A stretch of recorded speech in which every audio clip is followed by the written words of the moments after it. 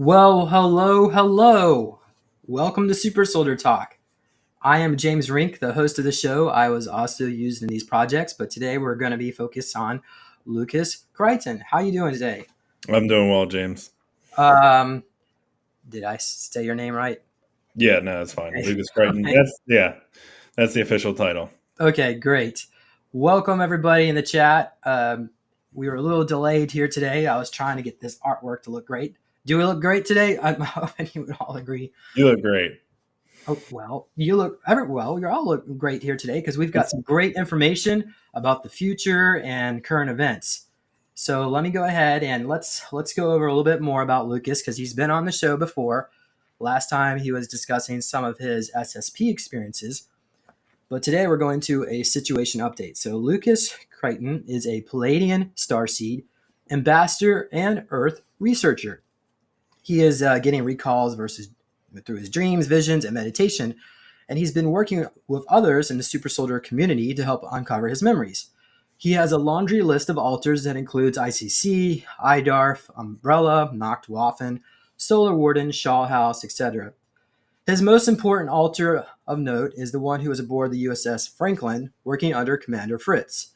He also has a soul incarnation who sits on the Orion Council, and I added this because it wasn't the last one. In an alternate timeline, Atlantis never fell, and the reptilians aren't so terrible, right, Lucas? Yeah. Well, hey, so let's go on to that. So we already got a question in the chat that's saying the other timeline where the Orion Council's at, where and all that stuff.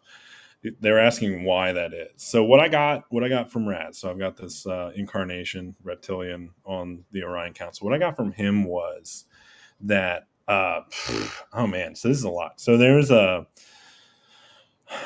one of the things that they were trying to get through to me is that like the twin one of the things that the twin flames did was they ran both of the timelines, right? So my twin flame incarnation went to the timeline where Atlantis never fell, right? And we're in the timeline where Atlantis did fall, and they're trying to use them energetically to pull the two together, right? um there's this like or like one of the things that I think that we need to start thinking about as far as like timelines go, like as we move into whatever's next, moving out of 3D linear time, right? Because that's basically where we're at. But both timelines exist simultaneously, right? Because time isn't real, and when we observe one or two different timelines, well then you just simply get the one you observe, and that doesn't then energetically they're still the same thing, right? Because it's like energetic potential meets reality, right? So there are two different timelines where those things exist. Part of the reason why the Orion Council is over in that timeline is because there was some sort of schism within the Orion Empire where they got tossed out, and now we have the Red Queen timeline where we're at now, or at least I think that's what's going on with the Orions in this timeline, right? So then they're pretty much owned by negative service to self entities, where the Orion Council is more like service to others kind of entities.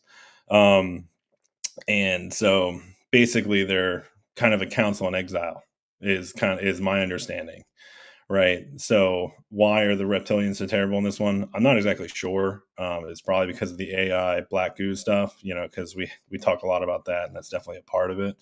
But the other part of it is that like all these realities and alternate dimensions exist all at the same time. It's just a matter of who can actually access them, and then beyond that, it's also a question of like, I think, what was it? Kruger can, but the reptilian empire, as far as we know, cannot, which is good for them.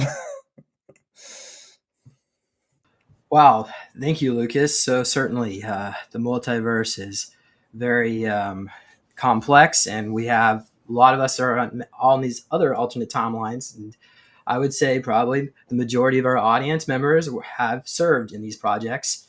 And if you're here looking, so you're in the right place.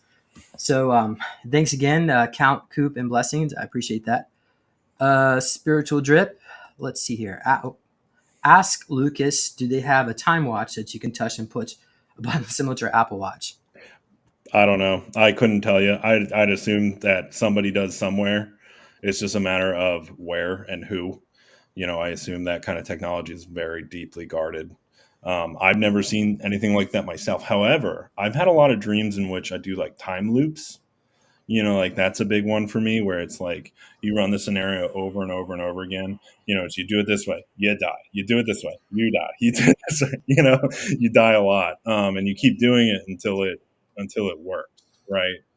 So then like that's how some of the SSP programs work it, but I don't know that we have the technology to simply boop, and like stop time. But although I have read some stuff that would like sometimes what they do is they accelerate their perception so fast that you basically do stop time. Because if you can accelerate your perception fast enough, well, then you can get more done in like short bursts, right? And you're more effective as a whole. So that's what some operations do, is just like accelerate your perception to the point where you can, you're just so much quicker than everybody else. Certainly. So typically, the way time travel technology would work is that you would either have two wormhole or singularities an opposite polarity to each other, or you would go through a portal where you would travel through a wormhole and go through another dimension. So there does seem to be some kind of portal or that you actually have to go through, event horizon, in order to time travel. So okay. All right, so let's go here. So, Lucas, do you want to share this presentation, this PowerPoint presentation, or Sure, let's get into that. yeah? Okay, Yeah. Yeah, there's a few comments in the chat about like, James, have you interviewed Luke before? And the answer is yes, but it exists over on the Rumble, not necessarily here on YouTube. So oh, did they delete our video, or did I? Did I? I can't find it over on the YouTube. It might have gotten purged. Okay, well, we'll just have to pull this up here. Okay, so all right, go ahead. Yeah, so here's the bio to reiterate, but I don't think we need to go over that. I just want to quickly talk about some of my goals for this little presentation. So first, I want to clarify some of the comments I got on my first video, talk about some of my philosophical positions and where this information comes from, and then we're going to go over some situation updates and where we are in the present and where we're going, because I think that's super important in this time right now. Basically, the way I see it is that we're very much in a sort of time of solidification, would probably be the best way to say it, right? So we are solidifying where exactly everything is going out. We're in the moment in the coin flip where we're trying to figure out if you're at heads or tails. So then your meditations, manifestations, it's really potent right now. The veil is so much thinner and the manifestations are coming quicker. So I'd recommend everyone be very careful with what they put in their auric field, what they listen to, and all that sort of good stuff. So anyway, so that's what my goals are for this presentation. Any comments, James? Okay, good. So maybe can you make that a little bit bigger, like the font? Not right now, Okay. unfortunately. Well, No. why don't you just go ahead and read it out? Read it out to us. Yeah, okay. So clarifications, foundations first, situations updates, past, present. Well, I have a big update on the solar flash, because the last time I came on, my galactic family was telling me that like the solar flash is happening now, but we had a really big milestone back in May. So I want to go over that. And then finally, I want to talk about future timelines. And at the end, I also just have a list of just a bunch of various SSP dreams that I've had and identified. Now, here, let me see if this will work real quick. Nope, that's not going to work for that. Nope, that's not going to change anything. Okay, so I tried. So just a quick disclaimer before we get started. Most of this information is amalgamation of my conscious research, meditation, revelation, downloads, and conversation with my spirit guides and galactic family. Use your discernment while listening to this information and take only what resonates to you. I'd recommend you guys just feel with your gut, because that's kind of what you got to do when you're so far out onto the fringe like we are now. And ultimately, nothing I say is to inspire fear. You have nothing to fear. You are a perfect immortal spirit, and you have nothing to fear, even if your physical body may be in danger. So do not give in to fear. That is kind of the whole game, the whole Luge farm. So none of this is for you guys to be fear, because I have a few heavy topics that I want to get into, but I don't say this to be fearful. I just say this to be like, this is where we're at. Okay. So from the last video, one of the things I said was Anumora, when the Anumora passed Earth. So I had an experience with Lyran beings. They kind of got me onto their network, which kind of started all of these downloads, revelations, telepathy, all that sort of good stuff. And I said it was when the Anumora passed by, but it was actually the Anumuamua is what it was called. I can't. Sometimes my brain doesn't exactly say the right words. Beyond that, one of the things that I said was I can talk to people far away. And to clarify, I have the ability to both remote view and speak telepathically to things, to entities, and that is considered a level 4 astropath, which is why, which is partly why I have all these strange experiences. Ultimately, the SSP is looking for some of the most highly psychic individuals, so that's how we fall into these categorizations and how these strange things end up happening to us. So I just wanted to clarify that that's what I meant as a level 4 astropath. All right. So let's talk about some philosophical foundations first. So basically the reason why I'm back on is that more recently, probably about a month or two ago, my galactic family kind of gave me the green light to talk about all this stuff. I can't pronounce it. I'm sorry, guys. Yeah, Muamua, Mona Moa. I don't know. It's I'm doing my best here, guys. You know what I'm talking about.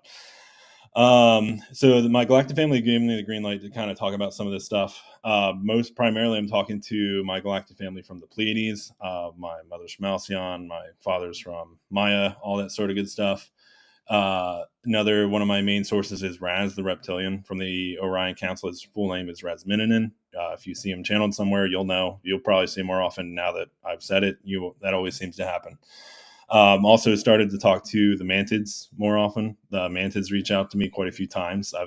They picked me up. So one of the things that the Mantids have done, so they help me out a lot when I get into trouble in the projects. I've been into some stuff, there's a possibility that I was trying to take out one of Klaus Schwab's bunkers at some point, and my sinuses got terrible.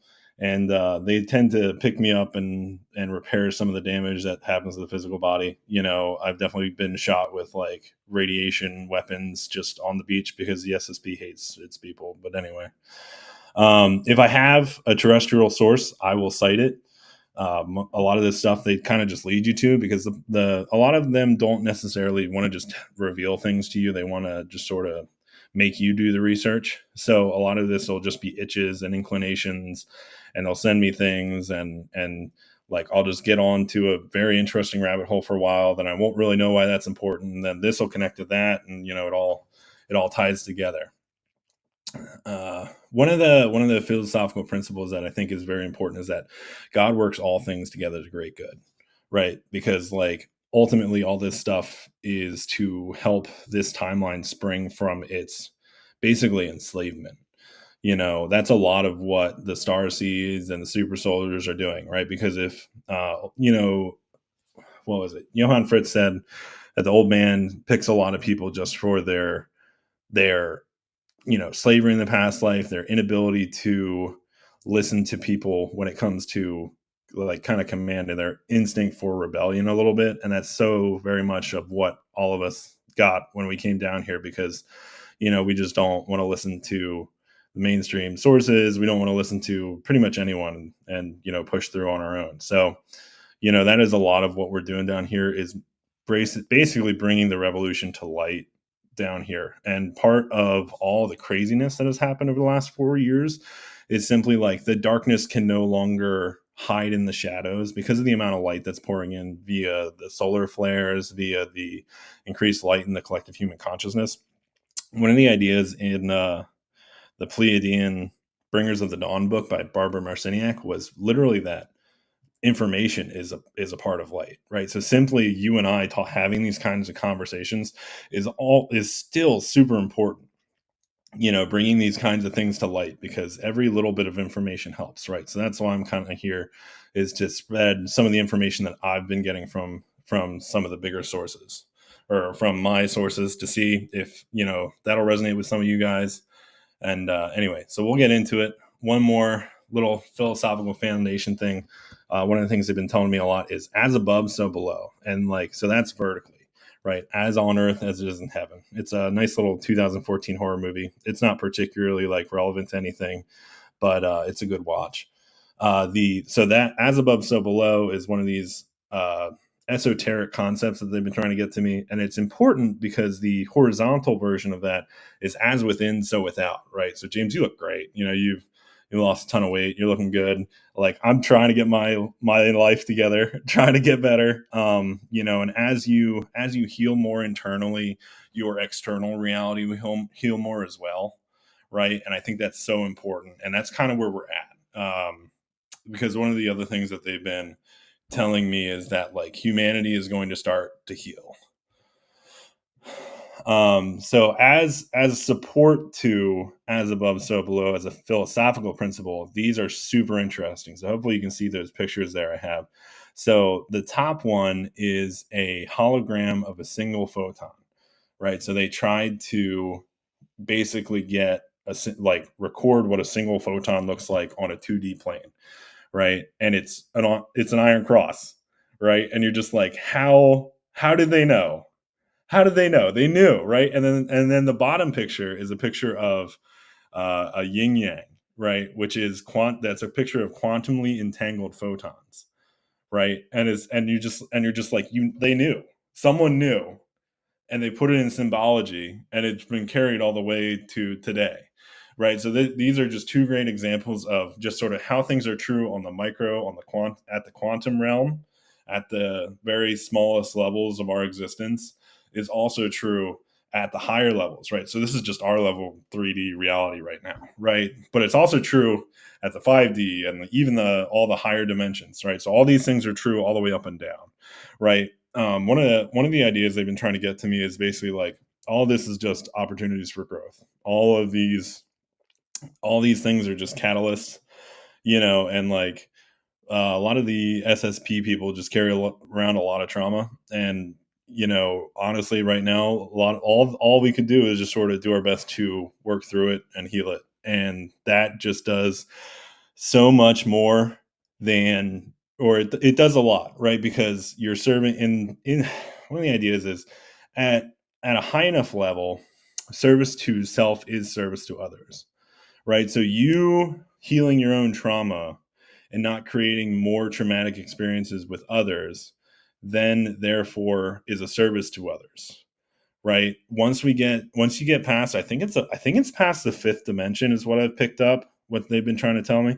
After you get past the fifth dimension, things lose duality like that, because service itself ultimately is service to others, is one of the weirder things. Not to say that you should go out and be a horrible person, but in healing yourself and in serving yourself in that way, you can provide a service to others, and that's ultimately why, like, I don't know, that's one of this, but balance. Yeah, balance is always key in all these things. Is one of the things. Yeah. Do you want to talk about XRP real Yeah. quick? How about this from Nancy? How are we going to How, heal? yeah, how are we? Okay. So some of it is going to happen naturally. So one of the downloads I got was, as there's all these councils across the universe, right? So there's an Earth Council, there's a Solar System Council, there's a Orion Council. So like they council by the constellations, they council by the galaxies, they council by all the way up to the entire Universal Councils. And what happened at the Universal Council recently is that they unlocked humanity's healing abilities. So basically what it is that our healing abilities are unlocked down, hidden behind our DNA. Some people can break out of that, like, Jesus Christ or Buddha, Krishna, all those sort of historical figures. Some people can break the locks, but most of us can't. But the Universal Council recently voted to release the locks on at least human healing abilities, right? So part of it is going to happen naturally. The other part of it is that there's this entity called the Lurker by Cobra. So we'll talk a little bit more about the Lurker disentanglement process. So one of the things that happened was in the last, sorry, let's back up. The universe, every now and again, it expands and then it contracts back down to the single point. So in a portion, the Big Bang theory is true, right? So it's the observable universe's Big Bang, right? But eventually the Big Bang turns back into that singular point, the singularity. In the last cycle, what happened was some people didn't want to go back. Some service to self entities didn't want to go back to source, right? So they tried to shove themselves down beneath into the subquantum realm, and they just so happened to end up here at Earth, right? So one of the things that's happening in the fleets around Earth, so there's tons of fleets around Earth because of our frequency locks, because of our DNA, like we just can't see it, right? But so the fleets around Earth has started the process of disentangling humanity from the lurker. So part of this is going to happen naturally, coming both from within with the human DNA platform healing itself. Part of it's going to come from solar flares and increased light to the surface. Part of it's going to come from it's going to come from the lurker disentanglement and all that good stuff. Ultimately, from a personal standpoint, what I recommend is like grounding often, so that's bare feet to the ground. Meditation daily is always a good practice. Treating yourself better and all that sort of good stuff. One of the things that I've personally have benefited the most from is trying to see everything as a catalyst, right? So everything is a catalyst to heal. You have to get out of that. You have to get out of victim mentality and vibration, because as long as you stay there, you'll never actually heal. Because it's so like you have to, it's almost like you almost have to first flip your perspective in order to make it a good thing, in order to look at it as an opportunity for growth, and sort of dump the negative emotions, clear out. Like usually what's happening in these like circular problems that people come up with a lot of times is that they're not learning. Right. And your soul keeps pounding the same problem over and over and over again. Right. But you're not learning the lesson. Right. So you kind of have to like go into meditation, go through it again, go through like, what is it that I needed to learn here? Why does this keep happening to me? What could I do better moving forward? Some of this stuff is just not like, I don't know. You got to just, part of it is surrender. Just giving up, giving in, and just, giving faith into the universe that everything is as it should be, because ultimately it is. One of the ideas they've been getting, another one of the ideas they've tried to be getting through to me is that like, there's this idea in choice theory. So choice theory is like, it's kind of like a field of economics, but basically you can infer someone's preferences by going through their choices, right? So at a certain point, your soul has chosen to experience this exact moment at this time, right? For whatever reason.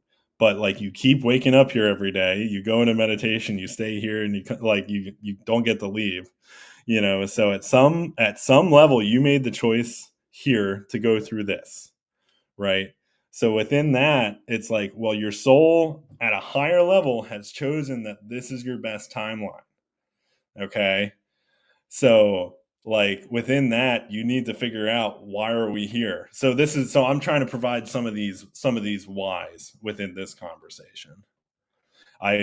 Flip normal says I'm getting impatient. I totally feel you guys. But I'm here to try and tell you some of that.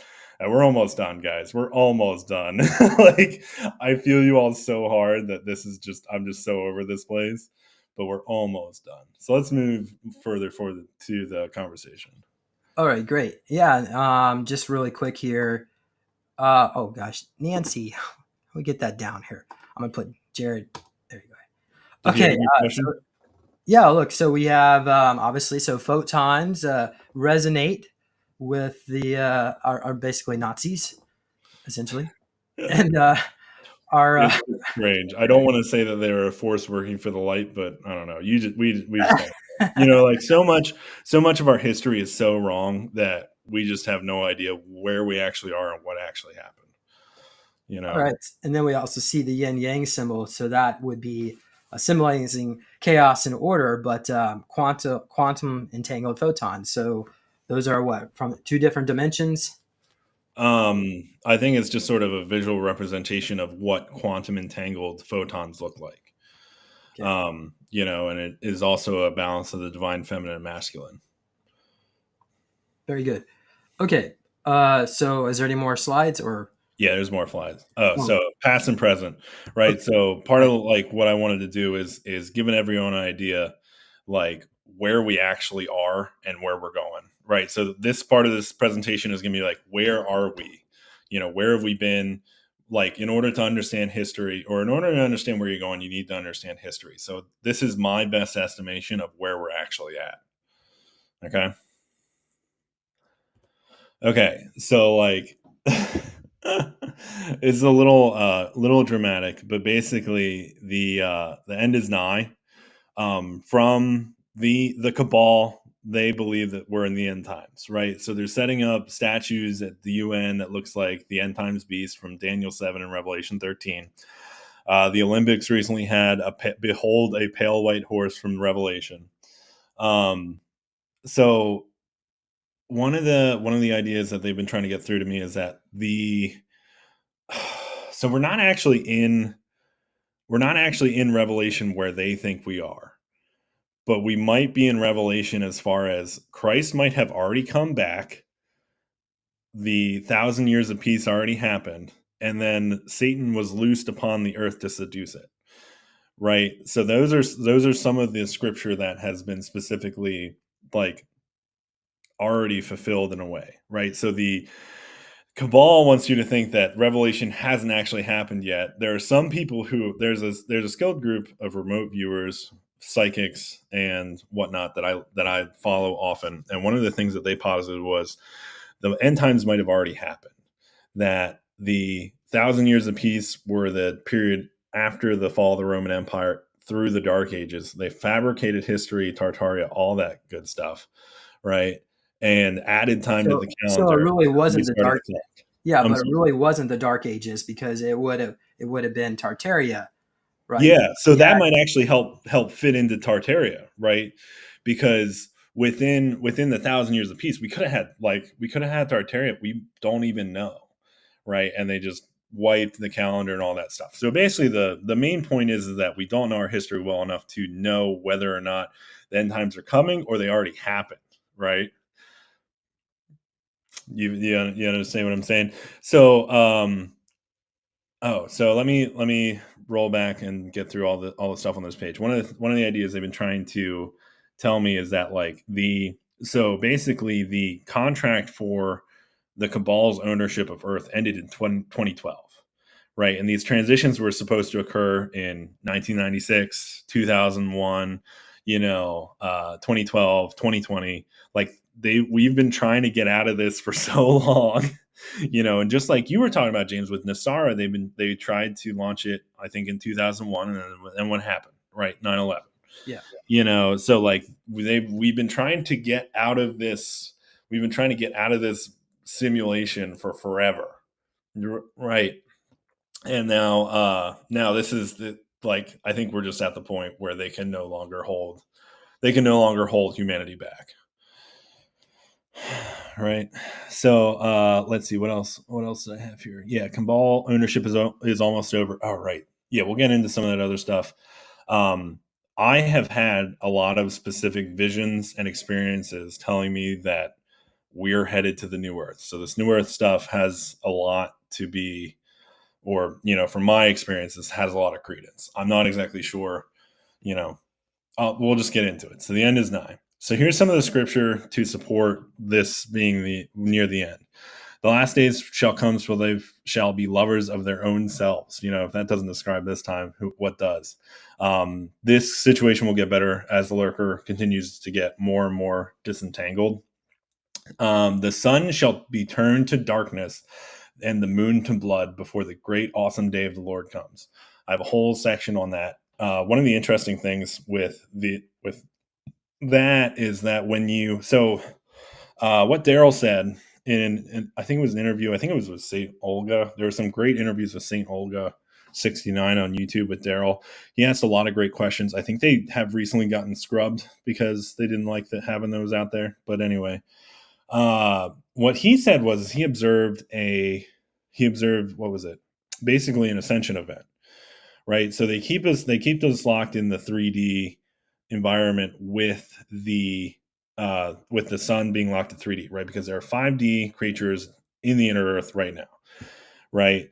So they keep us locked in the 3D on the surface because they locked the frequency of the sun into 3D, which is a part of why it's trying to, do all these solar flares to get out of that, right? So within that, they are what he observed. Let me get back to Daryl. So what Daryl observed was the sun went out for 3 days, and then it sputtered back on, right? So one of the things that we might see in the future is the sun literally turning off for 3 days and restarting, which I thought was really interesting to see that in Joel 2:3-1.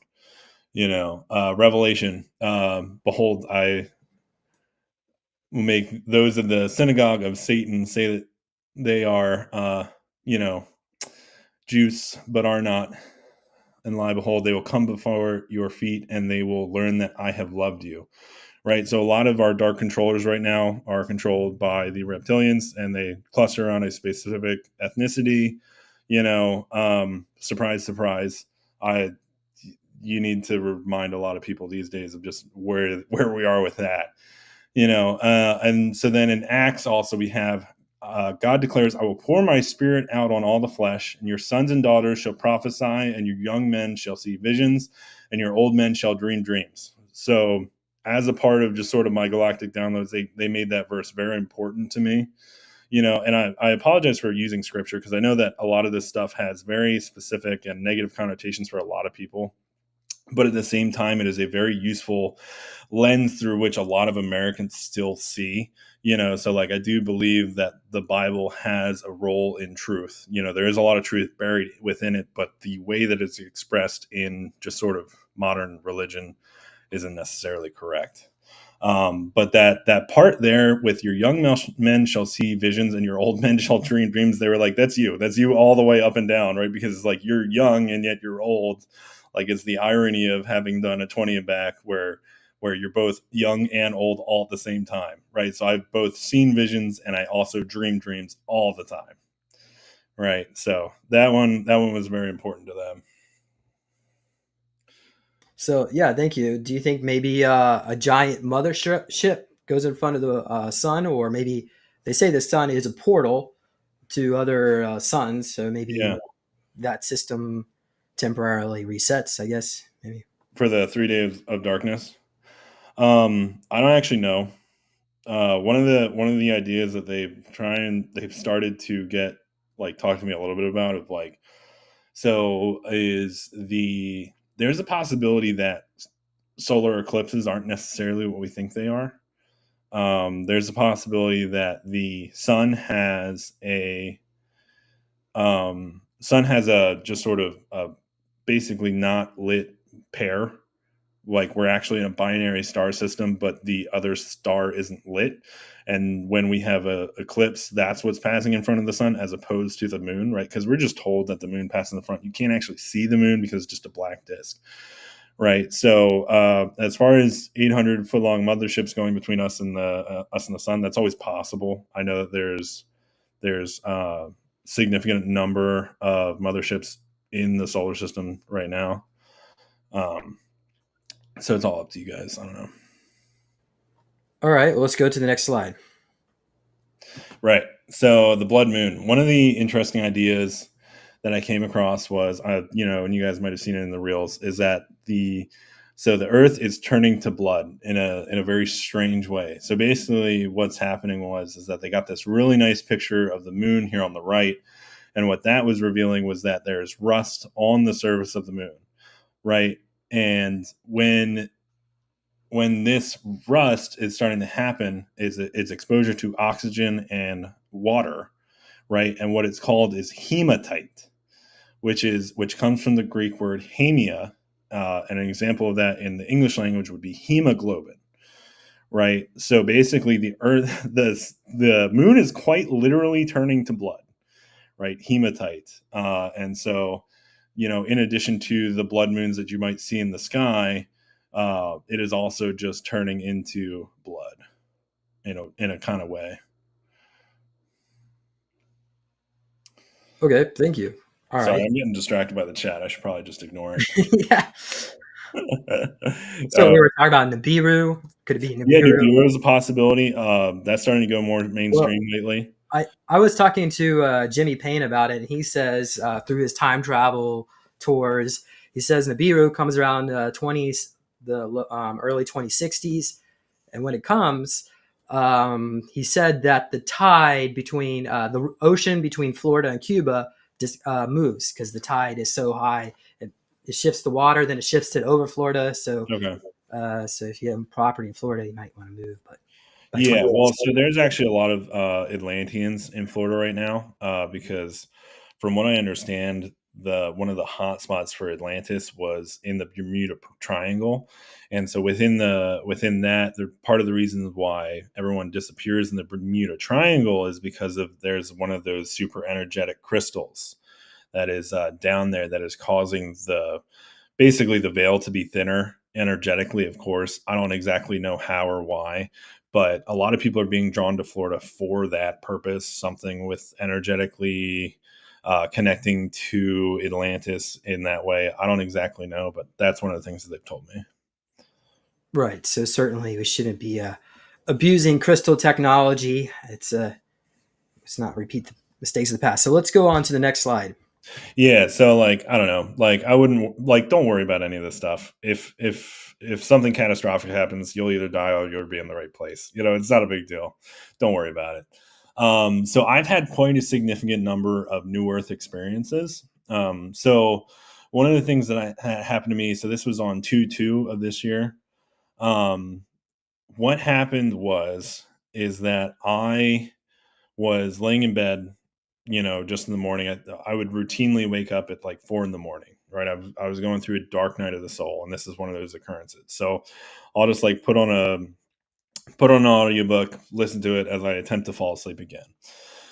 And when I was laying there, I had energy come into basically the middle palm of my hand and this palm of my hand as well, and the front of my right foot.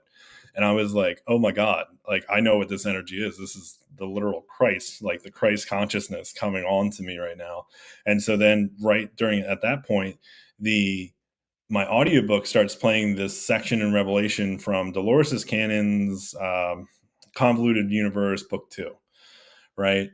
And the section was Revelation 21-4. And I saw a new heaven and a new earth, for the first heaven and the first earth has passed away, and the sea was no more. And I saw the holy city, Jerusalem, coming down out of heaven. And then it goes on to Revelation 21 and 22.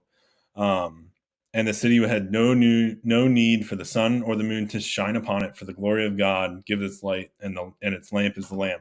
Right. So like basically what they're saying is that source was so present in the new earth that it had no need for external light sources. Basically, it was just everything was just internally luminescent, almost like a Pandora in a way, but I think it'll be a little bit different. So anyway, so my experience is that basically I had Jesus Christ more or less come to me at the morning. And I know it sounds very strange to say, right? But this is just one of my experiences. I had,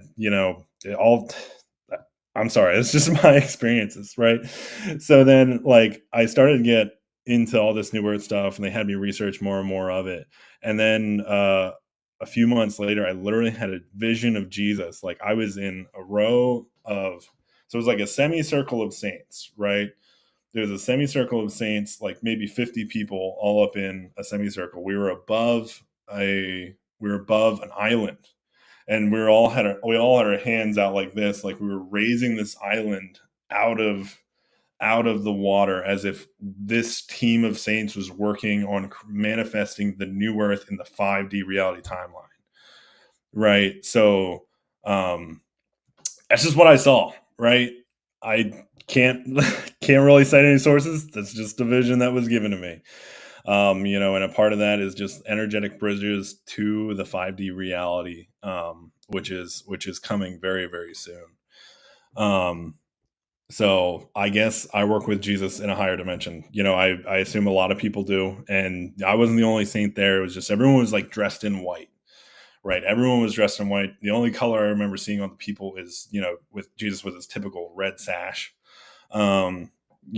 because of the symbology of it, I guess. I don't know. That's the only one I can remember. But it was just like, it looked like Moana a little bit, with this beautiful, just absolutely gorgeous, mountainous island just being pulled up out of the water. So that's what I saw. I can't, you can say, oh, it's just this or that, it's just illusion. Sure, whatever, man. I'm just here to tell everyone my experiences, and you're welcome to believe me or not. Like, that's just what it is. So anyway, so let's go back to the thing real quick. So as above, so below, what they were telling me was the New Earth process kind of mimics cell mitosis in a way. So they recently, this section on the right is what I thought was recent, but they were basically using a special kind of, is like special kind of dye to visualize how the mitosis process works, right? So within that, we basically have two cells, and they're separating out apart, and they break apart, right? And so we're somewhere between C and D, if that's going to be the third and fourth images on the right there.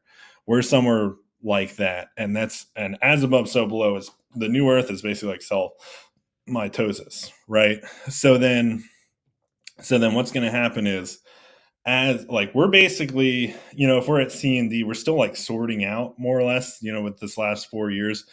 But like, one of the reasons why this is taking so long is that Source has decided to try and get every single person that they could possibly get into the New Earth timeline. Part of it is just like not high enough vibration through the human collective consciousness. Part of it is, just like people being asleep. Ultimately, everyone is where they should be, but this is also a call from the universe as an opportunity to like get on that New Earth timeline, do the meditations, do the healing, do the work, like, and even simply just believing that this is a possibility and not instantly shutting it down makes it a lot more possible, right? I think part of just like getting onto this process and is being open to new ideas, like, and because we don't have an idea of how good things could possibly get, right? So if you're sitting there thinking like, oh, my life is terrible, it's never going to get better, like, it won't, because you'll manifest that timeline, right? And so if you stop giving into the old scripts and the old programming, you open yourself up to these amazing new possibilities. And I'm telling you that we're in a very ripe time right now, as far as just like we're still sorting out, and we're still waiting to move to the next phase. So we still have time from that perspective, but like, we're in the 11th hour here, right? It's almost over. And honestly, if I die on your timeline, I'm elsewhere and I'm having a great time, and don't worry about it, right? Because so many people are leaving, and just sort of no longer a part of a vibrational reality where other people can exist. Like, because we're just in such different consciousness levels from the normal person on the street that it's just different. Like, we no longer have, we're so different vibrationally that we just have to split. From an energetic perspective, you can no longer, like, we just can no longer coexist locked in that 3D vibrational reality. So what is our planet going to look like once we get to the telophase stage, either where there's a division, but we're still connected? Yeah. I think the separation is going to go pretty quickly once things actually happen. And I don't actually know what all it's going to look like, but I do have a whole section on potential timelines. Like, so there's different vibrational timelines all the way up. So there's going to be the 3D reality. I think in Earth is just going to die, right? Because I think Sarah Bressman and Cosme also said that, where 3D reality is just going to blow up. I think Earth is done being a school for the universe, as far as 3D vibrational reality goes, and it's just going to get burnt up. 4D reality would probably just be some kind of, it'll probably be cyberpunky. 5D reality, you'll probably still have some conflict, and you might go on a universal crusade all the way to Thuban. Like, you never know. But then some of the highest realities are just going to be like duality completely collapses, where it's just no longer any more There's no longer any more fighting. Everyone just sort of gets that one unity consciousness where we're like, oh, okay, like we're better now, and we don't have to fight anymore at some of the higher levels of the timelines, if that makes any sense. Very good. All right, let's go to the next slide. Sure. So I had an experience with some mantises. They were trying to get me some information. They had a friend channel some stuff for me. They kept calling me the Hierophant, which basically means high priestess in Greek, or high priest in Greek. Yeah, it could be priestess. Who knows? So I was talking to them, and then I got on a call with Kimberly, and what happened on that call was that we talked to the mantises a little bit. They dropped some of this info. That was Kimberly Lusana. Yeah, this is Kimberly She's been on the Lusana. show a couple times. Yeah, she's great. I talk to her pretty often. Been with her for like 2 years now. We've been talking together. She's wonderful, and I'd recommend her to anyone. But what they were doing when we were talking is Kimberly was being an energetic bridge for the mantises who were like doing some energetic work on my heart, and so then they just started dumping all this information, which is ultimately why I had to come on the show and talk about all this. So like I was saying earlier, sometimes the mantises will pick me up when I get hurt in the programs, and twice in the past 6 to 8 months, I'll go on a dog walk and they'll leave a praying mantis on my door. And I tried to talk to the mantises, and they were like, "That's like I thought it was them," and they're like, "Well, that's actually you. This was your idea." What those are called calling cards. So if you guys are getting multiple instances of animals showing up, it could be a message to you that a certain faction wants to speak to you or is trying to get your attention. And it's one of the things that they've been trying to get through to me recently is that just everything is little signs to help you wake up to your divinity, wake up to your own power within yourself. Right. And it's just everything is just sending you little signs. So since then, I've started to see lizards. So I started to see all sorts of different insects that happen to think of that would happen again and again. I saw like a yellow and black dragonfly. That was super interesting, and I need to go talking about that. They even showed me a higher dimensional level. What was it? Mantis shrimp. Right at a certain level, the mantis shrimps are like conscious beings, and they're somewhere between a mantis and a and a shrimp. Right? they're pretty interesting. But anyway, so let's see what else. One of the things that we talked about during that Kimberly call was that some of the people who were in the Montauk programs in the past the 80s, like the 90s and onward, so I was born in 93, right? But I'm pretty sure I was still part of those projects, right? Because I watched your Montauk Roundtable, right? So I wasn't at Montauk proper, but one of the sister projects is definitely in Pine Gap, Australia. So I have this strange affinity for Australians, and they were telling me that that's a part of it. One of my alters that we talked about last time, Julian Timmerman. I've had a few dreams about him lately, and basically what I think he does is guard stargates. There's a stargate between Pegasus and Andromeda. We had this is a few months ago, but I had a dream where there was an incursion upon this stargate emplacement. So the stargates between various galaxies aren't necessarily linked, just because that can be kind of dangerous. So then they have these points way out in the way out between galaxies, and it's basically a jump room security point between two galaxies. And we had an incursion. I don't remember who did it. It was probably Orion reptilians. You never know. But we had an incursion and had to fight him back and reconquer the Stargate more or less, and so I don't remember a lot of specifics, just a lot of fighting, which is unfortunate for a lot of these kinds of operations. All right. Okay, thank you. So let me go ahead and make this larger here. So what is this about? Okay, so this is specifically about mantids. So one of the things with Pine Gap Montauk guys is that they really like the mantis and other insectoid DNA, because at higher vibrations, those eyes can see into alternate timelines and realities as opposed to just seeing the physical reality around you. Let's see. We already talked about Hierophant. Oh, apparently my family with the mantids is very talented healers, and like I was saying earlier, that the Universal Council has released healing upon the people.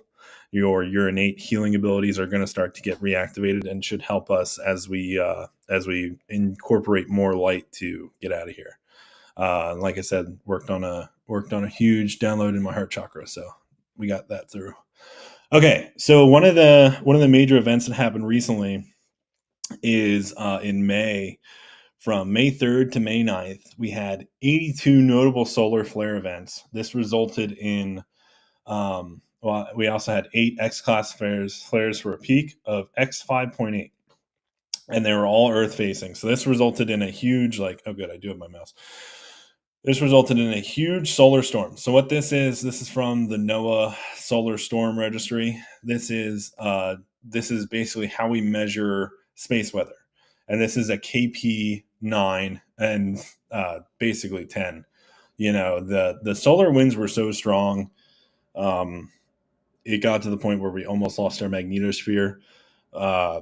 It didn't actually so I don't think that's how it's going to go down, or at least it didn't go down at that point. But at some point, it's probably going to strip the magnetosphere away, just because the Earth's magnetosphere is weakening because we're at the end of a cycle, right? So Nibiru, Planet X, often shows up at the end of the cycle, right? It might be about 13,000 years, 12,600, maybe something about that.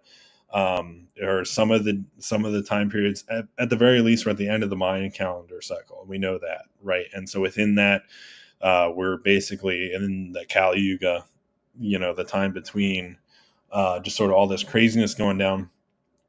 So during this time we did get red aurora, which is important because one of Dolores Cannon's works said that when we see the red aurora, that also means that the Earth energetically is sending energies to other planets in the solar system and the universe.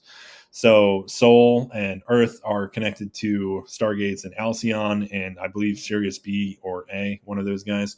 And what they were trying to get across to me was basically that the ascension of Earth is tied into the ascension of a lot of other places, right? And it's kind of like the Earth as a part of the orchestra. The whole orchestra is playing right now, and we are basically we're holding the last discordant note before the whole orchestra goes into just sort of playing the triumphant return, basically.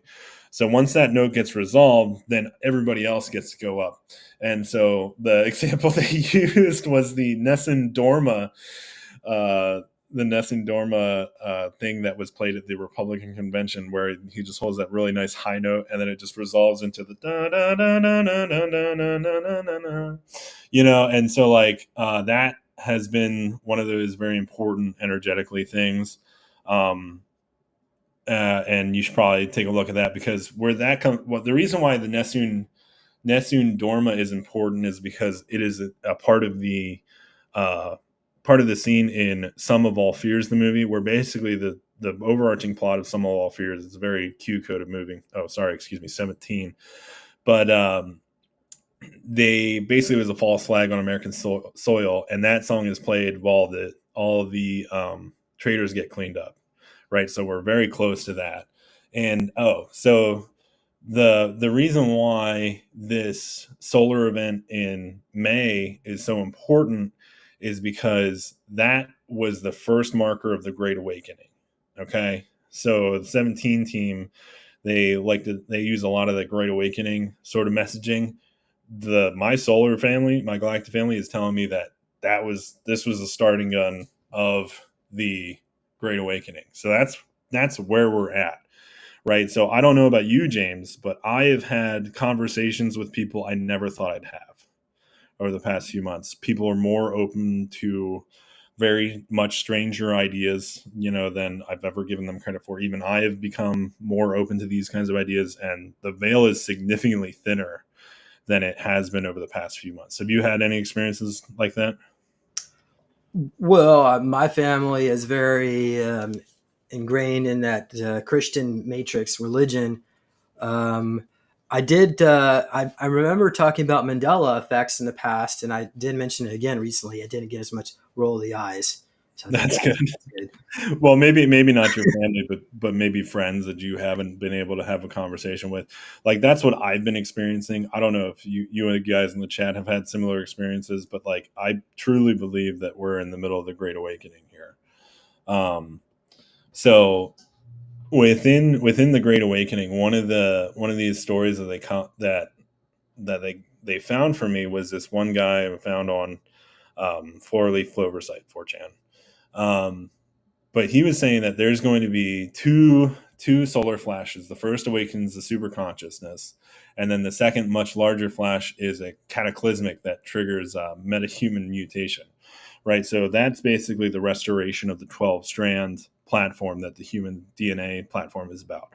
Right, so at an overarching spot where maybe 5 to 10% of our DNA potential, right? The rest of it is quote unquote junk. It's not actually junk, it's just not active, right? And as we pull in more and more strands, humans will become better and better at psychic abilities just naturally. So that's one of the things that they were talking about to me. So one of the things that they were saying is that the event and the solar flash are always happening in the now because time doesn't actually exist. Right. That's one of the things that they were saying. So they, within that, they're having me trying to manifest the event and solar flash and looking into why, what these things might look at like after, so that we can draw more energetically towards these just sort of matrix ending events. So when we're talking about Wait, hold on, sure. Luke. Is that the photon belt that we're seeing that Yeah. energy coming? It's not, so it may not look like bright light to us from the visible spectrum, but it's So so we are entering the galactic photon band. Part of it is I think a galactic superwave was one of the ideas headed towards Earth energetically. One of the things that they were saying was Betelgeuse is going to be the last sign in the sky before this event is to take place. I had found a link a few months ago that I couldn't find again, but they were saying that they upgraded their prediction from months to days recently. I think it was about in July. The I've been seeing this kind of stuff from a lot of psychics on YouTube, and people are feeling it, and I think a lot of sensitive people are feeling it. Basically, what I'm saying. So with Betelgeuse, with us entering into this energetic galactic band, is that when we see it happening on Betelgeuse, we'll know that that it's happened as far as like the light has reached Betelgeuse and then has Betelgeuse. It's Betelgeuse. Betelgeuse. Sorry, I know it might be Betelgeuse, but allow me some linguistic dalliances. Apologies. Well, what about this Ann Tucker you have on the list here? I saw her literally yesterday saying that the solar flash is like close at hand. I don't really know Ann Tucker, but it was just sort of one of those things. It was on a podcast called like Wisdom from the North, and it just popped into my feed, and they're like, solar flash. And she like talks to angels and stuff. And I'm like, yeah, I can see it. So like, that's one of the people that has been saying that recently. And like, you see, like, it might just be me. It might just be my YouTube algorithm. But I'm getting everyone saying this kind of stuff recently.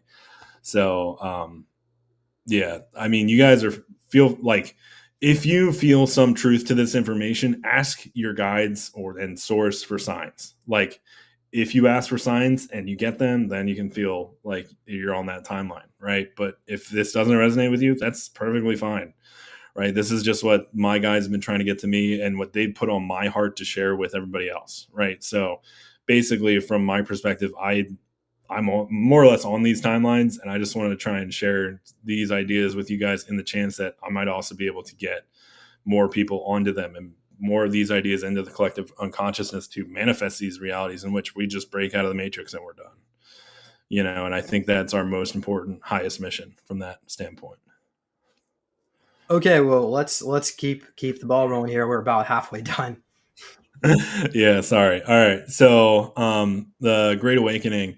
So my so we had the energetically it started in May. My Great Awakening experience happened in June 4th.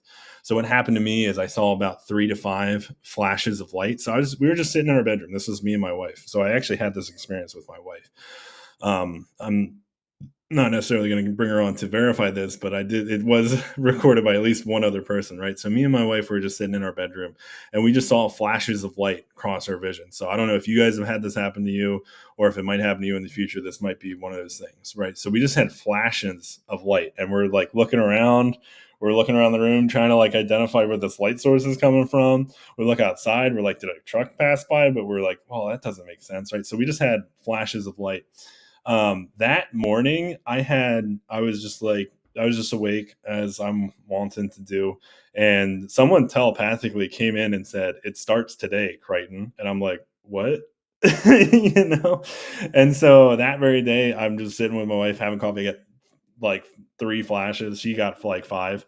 And I was like, what starts today? And that was the same day Billy Carson went on to Joe Rogan, which, his ideas, he was one of those people who just sort of popped out of the woodwork, who solidified a lot of the ideas that they were trying to get to me that I couldn't quite piece together. Another event I had was on July 23rd. On July 23rd, the far side of the moon, or sorry, the far side of the sun released a X14 solar flare, right? So one of the things that Daryl was saying about 5D individuals, that time doesn't necessarily, like, you're not locked in time where you can swim up and down the timelines. And I literally had like a vision where I kind of like went to the future. And in this future, basically what I saw was myself and Johan on like this Comic-Con like panel. I was like standing in the audiences, and like people were just like cheering, because as I was like trying to like, as I meditated on that, what I got was like, oh, eventually I think the crew of the Franklin is considered heroes, because, well, so part of it is it's such a spec ops ship that yeah, Daryl James, but this was specifically Johan.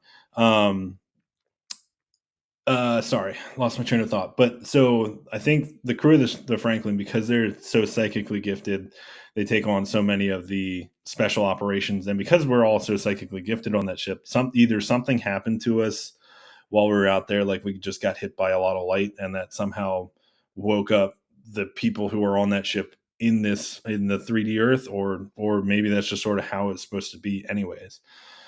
Right. So something about that was just like, you know, I guess and like we've said it before on this channel, but I do believe that the super soldiers, once they get healed, are going to be leaders in the new Earth and the new Earth timeline and all that good stuff.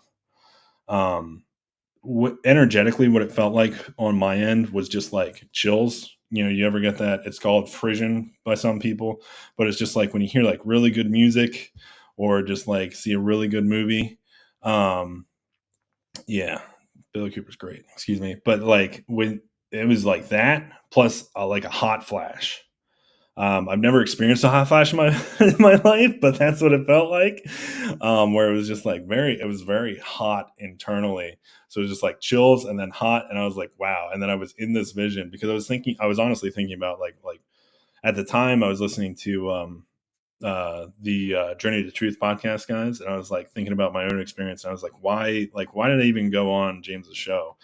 And what I got out of that was like, well, what we needed to do was basically like put it down on paper that we knew about this stuff before it's being released, right? And in the process of talking about it and getting it into the human collective subconscious, it then reveals it into the waking reality, right? Into the waking dream that we more or less are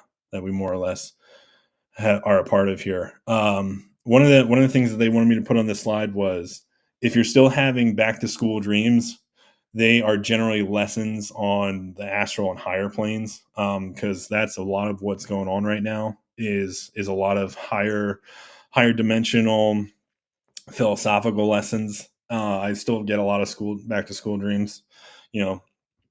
It's but that's one of the things that is happening on like the astral plane. Okay. Okay. So I was talking. Sorry, do you have any comments there? Well, maybe go back to the other slide. Let's go Sure. back. Let's see here. So the Great Awakening started June 4th.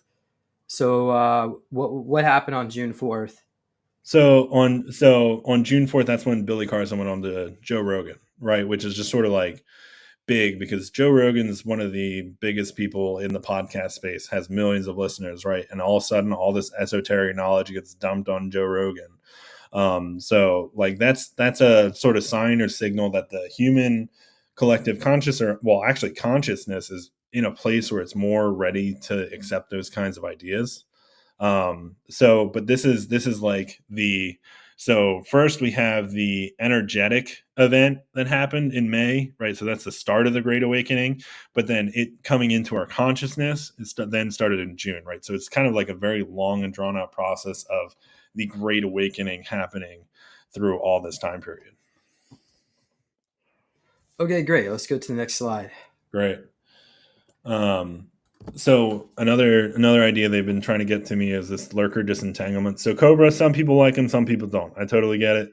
It makes a lot of sense. This graph on the right, what this is a sunspot number. So what we're looking at here is the latest.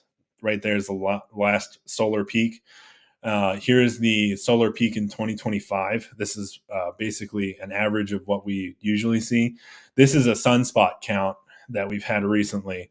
So you see as this goes high and higher, like it's over 200 sunspots. The last peak only peaked at around 150 sunspots. We're at like over 200 here. So as we get closer to 2025, the solar maximum will continue to get crazy. One of the potential dates that they were feeding me for the solar flash was basically just the solstice 2025, because that's basically this energetic peak right here. And it looks like it's going a little bit of parabolic. So I don't know if it's actually going to happen then. It could happen sooner. It could happen later. They don't really believe in time or dates. It's just it'll happen when it'll happen. So like I was saying earlier, humanity got disentangled with this group that didn't want to go back. Lurker disentanglement is underway. And as we get more and more disentangled with, more light information and DNA will become active.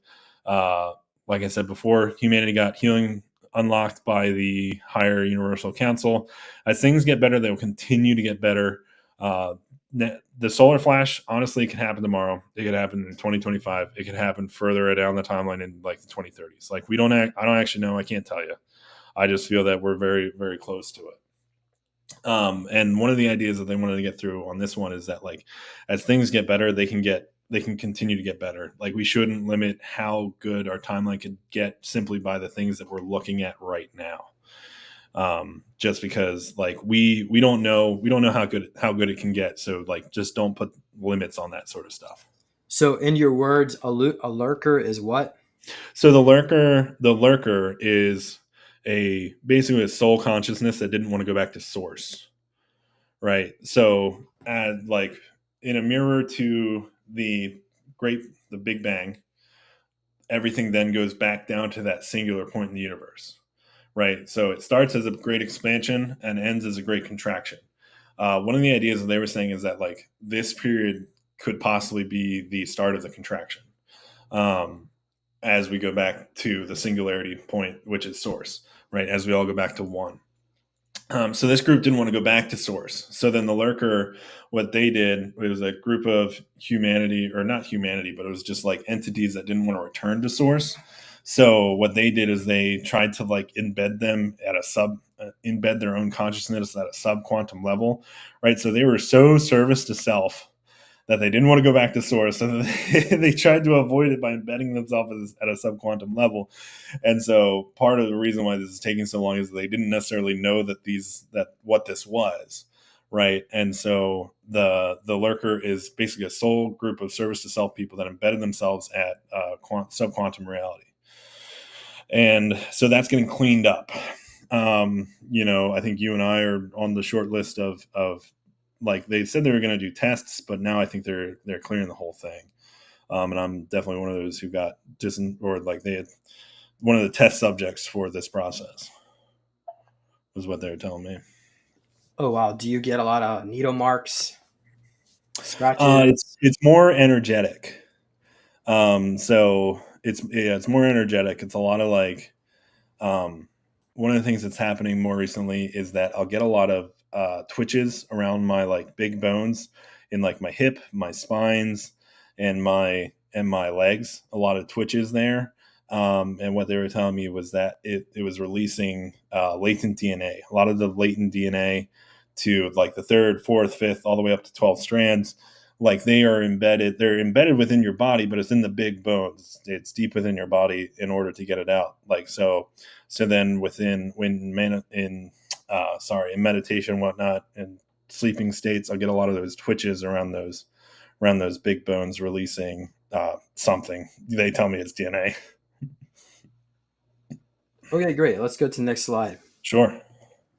So wanted to talk a little bit about the 17 operation, and one of the things that we heard from Daryl James, is that when he looked down the timeline, he saw that they were behind schedule. And I want to affirm that that's the case.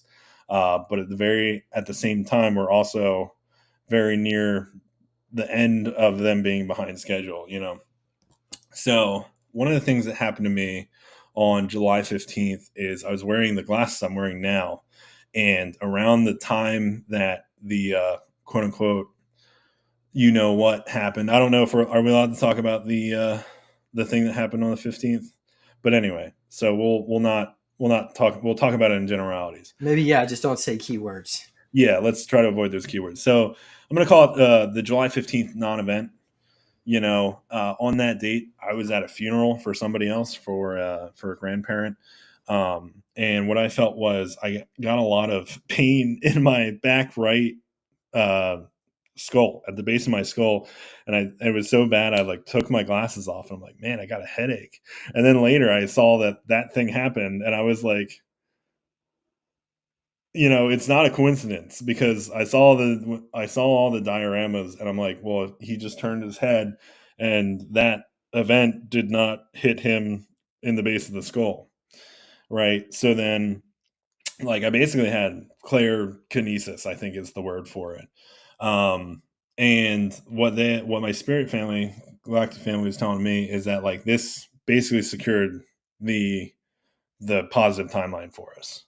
And this is after that is where I started to basically get onto all this crazy stuff. And I'm like, a lot of us are energetically ready to on the ascension track at this point, is basically what they were telling me.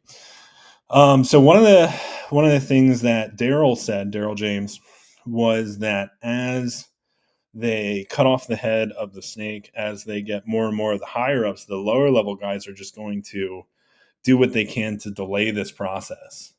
Oh, right. So one of the things that happened recently is, who posted a hash mark, which stands for checkmate in chess. So, hopefully we're pretty close to being done here. But those are some of the other stuff that we saw. Is California's on fire again.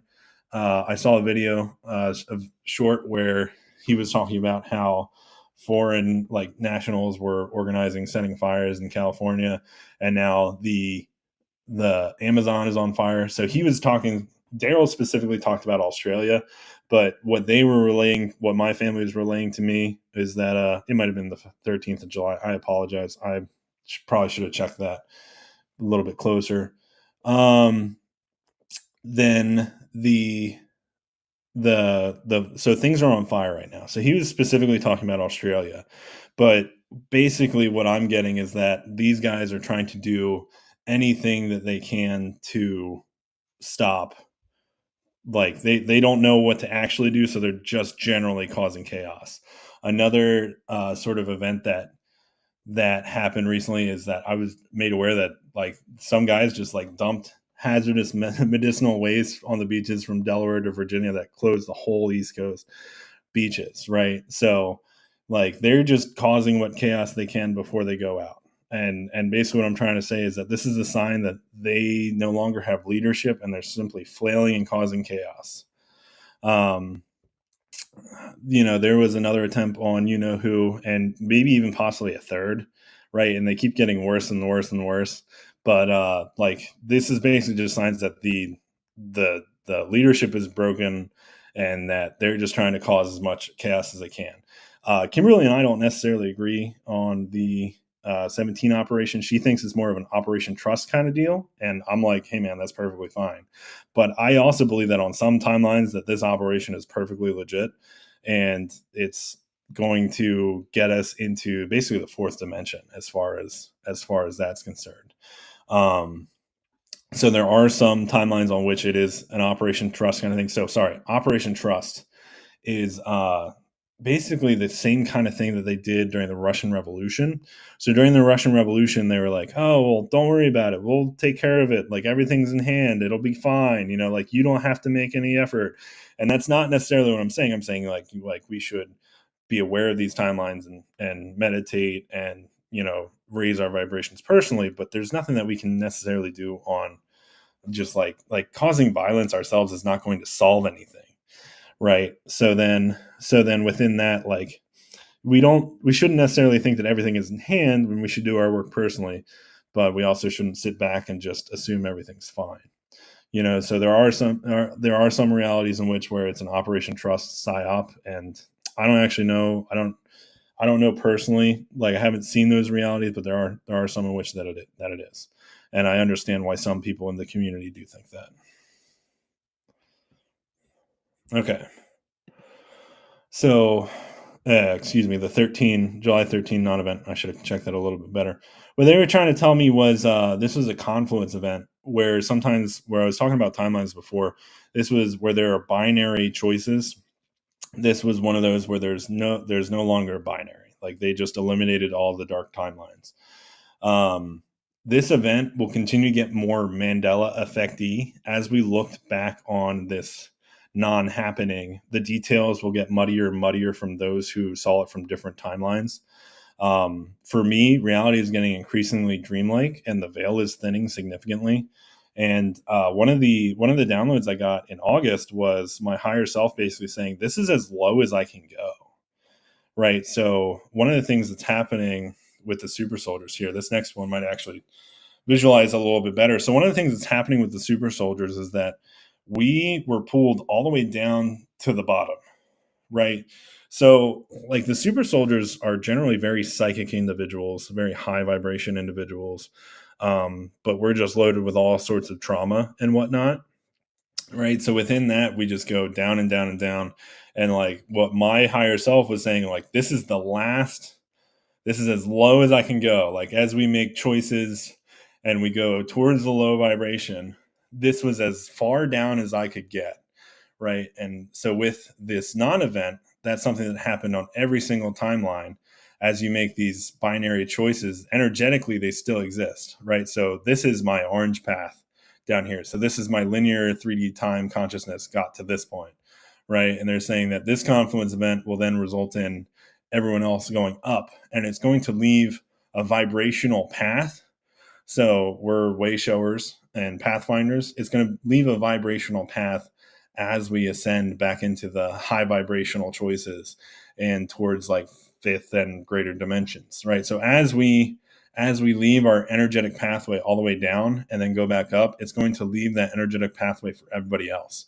And this is where the meek shall inherit the earth was kind of one of the ideas they were trying to get to me, where the meek, the outcasts, the downcasts, the dregs of society who are just filled with a ton of mental problems because of these programs and processes, they shall inherit the earth in the sense of like, we're I've also seen visions of like, I don't know if I've seen visions, it's more like remote viewed some of the future. But one of the things that I've been seeing is there's going to be a floating city off of the coast of California. I believe Jenny Lee and Ishmael Perez talked about that one. They're talking about the floating golden city, and she was working on some keys for those. There's going to be a floating city off of California, which I think a lot of us will then inhabit. Well, As Lucas, I talked about that about a decade ago. oh really? Yeah, I had I think it was Sue Mount. We did a session where under regression, she went to the future to see what first contact would look like. Oh yeah, And we saw a city ship yeah. landing right over the ocean near land. And it would be empty, but there would be advanced technology on there, which people can enter into the structure and get healed or whatnot. And the so-called cabal would not be able to cover up. So it's interesting. So Jenny Lee is now talking about that. Uh, Ishmael. yeah, I think so. Yeah, she did a stream with Ishmael it might have been a year or two ago, where they were talking about basically the golden city, right? And I think that relates to that Revelation 21:22, where it's like, and I saw Jerusalem come out of the heavens, and so within that, I believe that with that new city, it's not gonna it'll be available to those who can get to it. So those who awaken their ability to basically teleport and fly and reawaken all those abilities, it'll be empty. And those who have the psychic abilities to get there, they will then be allowed to get there. I don't think you can get there. Like they'll probably have like in that event, I don't think that they would allow low vibrational entities. It would only be those who are high enough vibration to have the abilities to get to that location. So maybe you wouldn't even see it. Like some people wouldn't see it where others Yeah, would. maybe. Yeah. I knew some people, they're looking up in the clouds, they see a UFO, but the other people don't see it, which would Hmm. be at the time. Yeah. I wanted to mention that there was according to Colin O'Brien, we're going to try to bring him back on here again, but he said that He's great. I there really like. there was a craft nearby and it diverted the bullet just a little bit so it wouldn't hit him. And Yeah. that was the difference between, can I say it, Civil War and Yeah. affordable groceries. So we're super grateful to the Galactics for that intervention. Mhm. And then we had I was listening to Lily Nova. Hello, Lily, if you're listening to this. She said that on her show that it was mentioned that we've already lived through 2025. Mm. It didn't go so well the last time, so we're going back. So that a lot of people have experienced deja vu or the Mandela effects. So anyway, Yeah. okay. Yep. Yeah. No, I agree with a lot of what you said. I saw a channeling somewhere that was saying that was like an Orion super soldier, right? He looked like a total goober, but you just never know with this sort of stuff. And at the same time, like my other thought was like they wouldn't miss, so that does make sense that intervention happened at some level, which is what I've heard through a lot of people. Intervention happened, you know. So anyway, back to the 17 operation. So the elites are already dropping. We saw with the CEO of YouTube is gone. And they're not just being gone behind the scenes; they're starting to get gone in public, which is part of the recent rapper stuff, Diddy. So this stuff is going to become increasingly mainstream as we go further into this. I don't know when this stuff will actually come to pass. It might come on 1/14 this year, just because of the conjunction with the election, basically. There is another conjunction in November 19th. There's another one. There's quite a lot of energetic conjunctions through this corridor of space.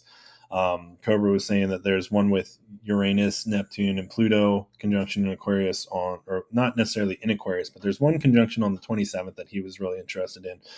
But Kimberly Lusana was telling me that the final kind of conjunction is the 19th, as far as Pluto goes into Aquarius on the 19th, and it's not going to leave for about 100 years, right? So she was saying that that's what she sees as the end of the Piscean age into the age of Aquarius.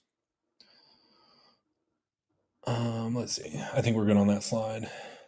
So here's a really good example of like Daryl coming into reality again. So Daryl James, one of the things that he was saying that we're going to see a lot of basically craft get shot down. So this was a tweet from August from Shadow of Ezra, and it's very much looks like meteors entering the sky, but we like what Daryl said is that this is a craft getting shot down, right? So you see the big part of the craft there out front and little sparks flying in the back, right? And that's where it actually took damage. I've had quite a few dreams involving Cabal takedowns, and I might have been involved with taking down Klaus Schwab on 321.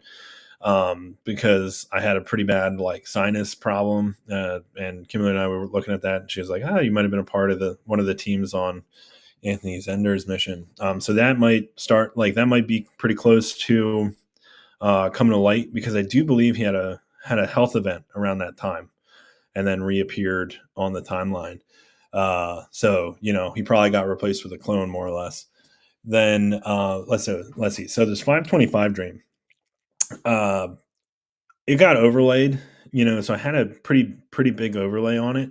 What I saw as I was driving a BMW down a country road, and for that I'm pretty sure that's a TR3B or TR3 whatever X at this point, TR3 whatever, because they're further than the B these days. What I saw in that dream was alpacas lined up for a few football fields, like they're all just lined up in single line style, and I went up to one that was in front of the others, kind of like an officer, and he attempted to spit on me. And I'm like, then as I like meditated that in the morning, what I realized was I was like, oh well, that's an overlay for a reptilian, and then I started to see it himself, and so basically what happened in that dream on 525 was I talked to Kimberly about this, and our sort of consensus between the both of us was the Franklin basically arrested a ship full of reptilians, and then one tried to basically vomit on me to kill me, and Daryl James was talking about he had an event where he had stabbed one in the chest, and it more or less threw up on him vitriolic acid, and it burned him out, and they had to get him to a med bed in order to survive. So that almost happened to me in my dream on 525. So it does seem that like my dreams are aligning with these operations in a way. I had a dream on the 6-4 as the same of my awakening day with with those flashes, where I was trying to arrest Will Smith. They had some hostages, and we were trying to work something out, trying to get them out of there. They had a Are basically you sure it's that he is a him? no. Am I sure he is him? I have no. I cannot confirm nor deny the specific genetic gender of any of those people. That's a great point. I couldn't confirm one way or the other. But I had basically they had some hostages. They had a nuke. We were trying to get them to not set off the nuke, and so we were like negotiating out front. We set a strike team around back. And the whole thing went to crap, and it ended up with a car chase, and then they flipped a car. We caught up to them. I pulled one of them out of the wreckage, one of these cabal assets out of the wreckage, and then Will Smith like ran off. So I'm like trying to figure out how to simultaneously drag this guy out of the wreckage, make him safe, and capture the target. I think we did, but like I don't know, I only got so much out of that one. I had a dream about Klaus Schwab on 321. What I remember that dream was I was at an academy of some kind, and like this like didn't quite line up with the bunker and the getting hit by him, but he did show up in this dream, or in a dream of mine. I was at an academy of some kind. I think I do train some of the younger people. My niece was telling me that it is so stressful. But my niece is telling me that I killed her in a dream, and I'm like, what are you talking about? And she's like, hey, you like killed me, and I'm like, I don't like that, but I do get the sense that they like put her in the programs for the small amount of time that they have left. But I do think I've been training some of the next generation, and so this dream was at an academy, right? So we were at this academy, and then all of a sudden, this academy got assaulted by people. People were dying everywhere. It was just blood, guts, and gore. Like everyone was just trying to survive. Thankfully, my team was out training at the time, but I managed to leave the conflict zone, get the people out that needed to get back out, and then I went back in, and I basically saw like Klaus Schwab and kill teams like cleaning up this academy, right? And I think I then tried to grab him, but I don't think I was successful in that encounter. Because it just kind of went blank. So who knows? Maybe I just died. So within that, yeah. So let's go into the future timelines. That's where we're at. Q team's behind schedule. We're pretty close. We're in the middle of the Great Awakening. We're headed towards a solar event flash, probably. Do you have any thoughts here, James? So med beds by maybe they're going to be released in 27.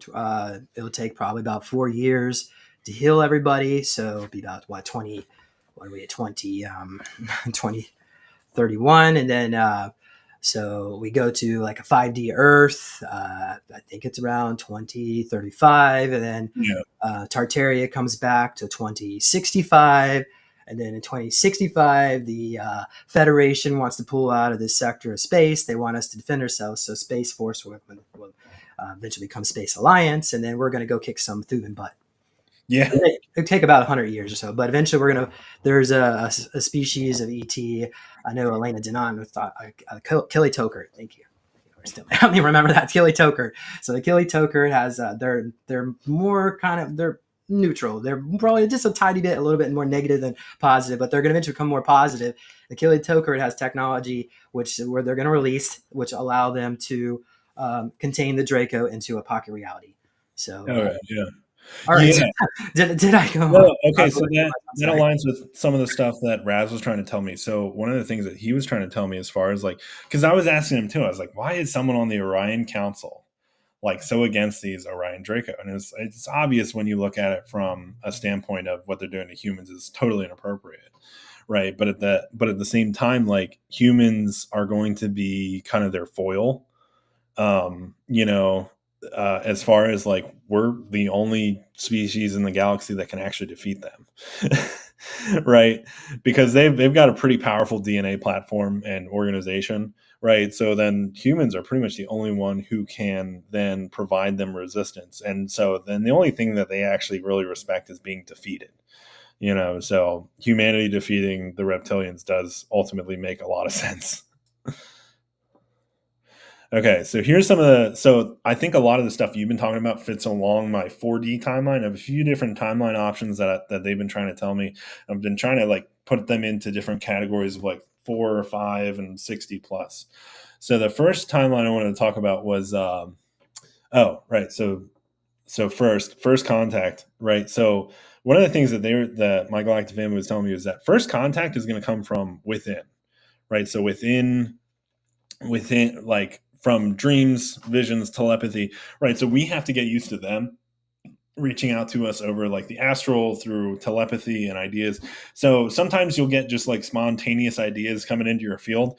One of the things you have to understand is that not all your thoughts are yours. Not all the thoughts in your brain and head are yours, right? So you can specifically identify that in like bad programming.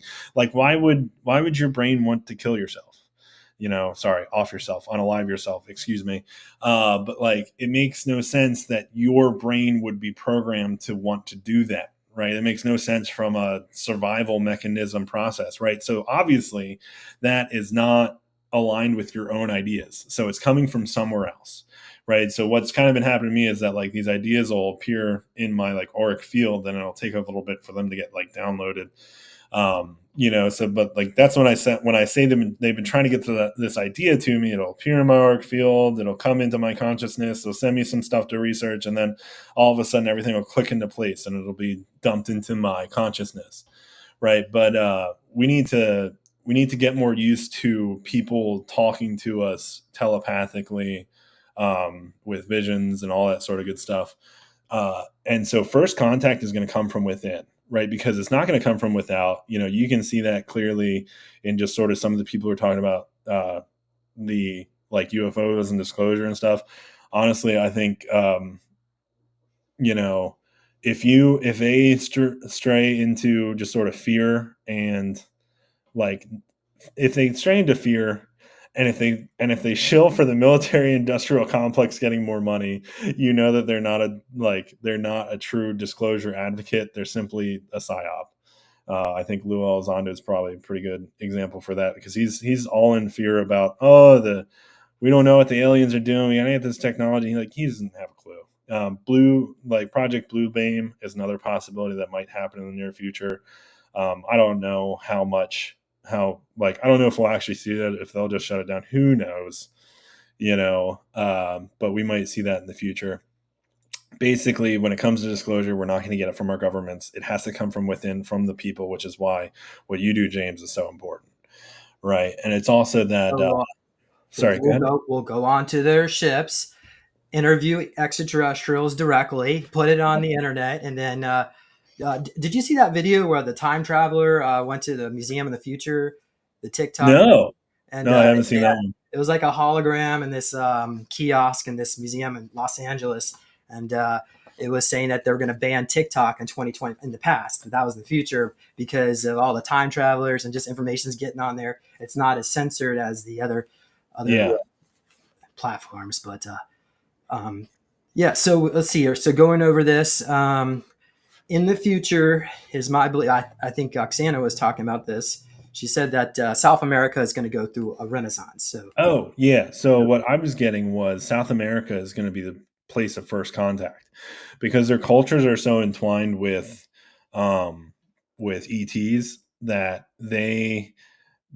South America is probably going to start this first contact kind of protocols. And so what I was told about about like what we're trying to do on some of the more higher galactic councils is basically push first contact through South America because first world nations are so controlled by the cabal, controlled by religion and education and technology that they just can't handle it. Whereas other parts might be more open to it. And if we can just get a beachhead of acceptance of disclosure, then it can then turn into the rest of it, right? Release the rest of humanity to be able to believe in that kind of stuff. all right, great. Let's go to the next screen. Great. So one of the highest timelines that I've been getting is that like this is the war to end all wars. The source, God, creator, the energetic band. In addition to the energetic band, they send a super galactic wave of just like love and light, and we're just done with war and division. You know, instead of executing the entire cabal, instead of going all the way to Thuban and running the whole thing down, we just go to unity consciousness, basically. I found a really great session by Allison Coe, a QHHT session from 6 years ago, and what they were saying, like it was basically an 8D being, I think, just went home as opposed to continuing here. So this is one of the highest possible timelines where it's just a flash of light, everyone just sees it and knows the truth, and we achieve unity consciousness. There's no more death, no more destruction, just a wave of love. And it's the highest timeline. It's probably a 6-dimensional plus reality timeline because eventually, like I was saying, the duality collapses after a certain level. The war and the violence, the learning through struggle and negative impulse just sort of goes away, and then the learning comes from other places. Well, but in that particular timeline, what happens? So everyone's affected. Does that mean the so-called rapture? Will we see a bunch of people disappear, or is everybody going to come? Even the baddies, yeah. Yeah, that's a great question. I don't actually know. This little screenshot down here was from a time traveler. He was trying to tell me that Kamala Harris was going to win the presidency, and I just like didn't get it, right? But at the same time, like from a certain perspective, these people, they're also aspects of source. I don't actually know how that one will specifically work. I assume you'd probably just lose all like the NPCs, you know, and people. I don't exactly know how that one would work from everyone's perspective, but I am told that that's one of the highest ones. Okay, so let's say she wins, and then the public is outraged, and then the United States goes. No, right. So what they're saying in the sense is like everyone would just accept, like everyone would hit unity consciousness and love, right? So it's just like the conflict's just over. The cabal is redeemed by source, basically. They no longer have their evil impulses, right? And so like the reason why this is one of the highest timelines is because it's about loving your enemies, right? In a true and real fashion, seeing them as a mirror of source and God creator.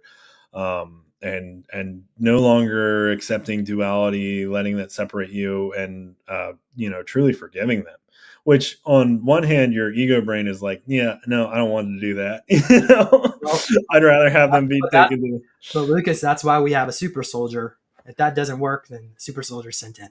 Yeah, right. So like this is the highest timeline. So on that timeline, it's like it's so high that everyone just goes hippie mode and checks out, right? We don't have to fight about this stuff anymore, which on on a certain level, that's what Source wants.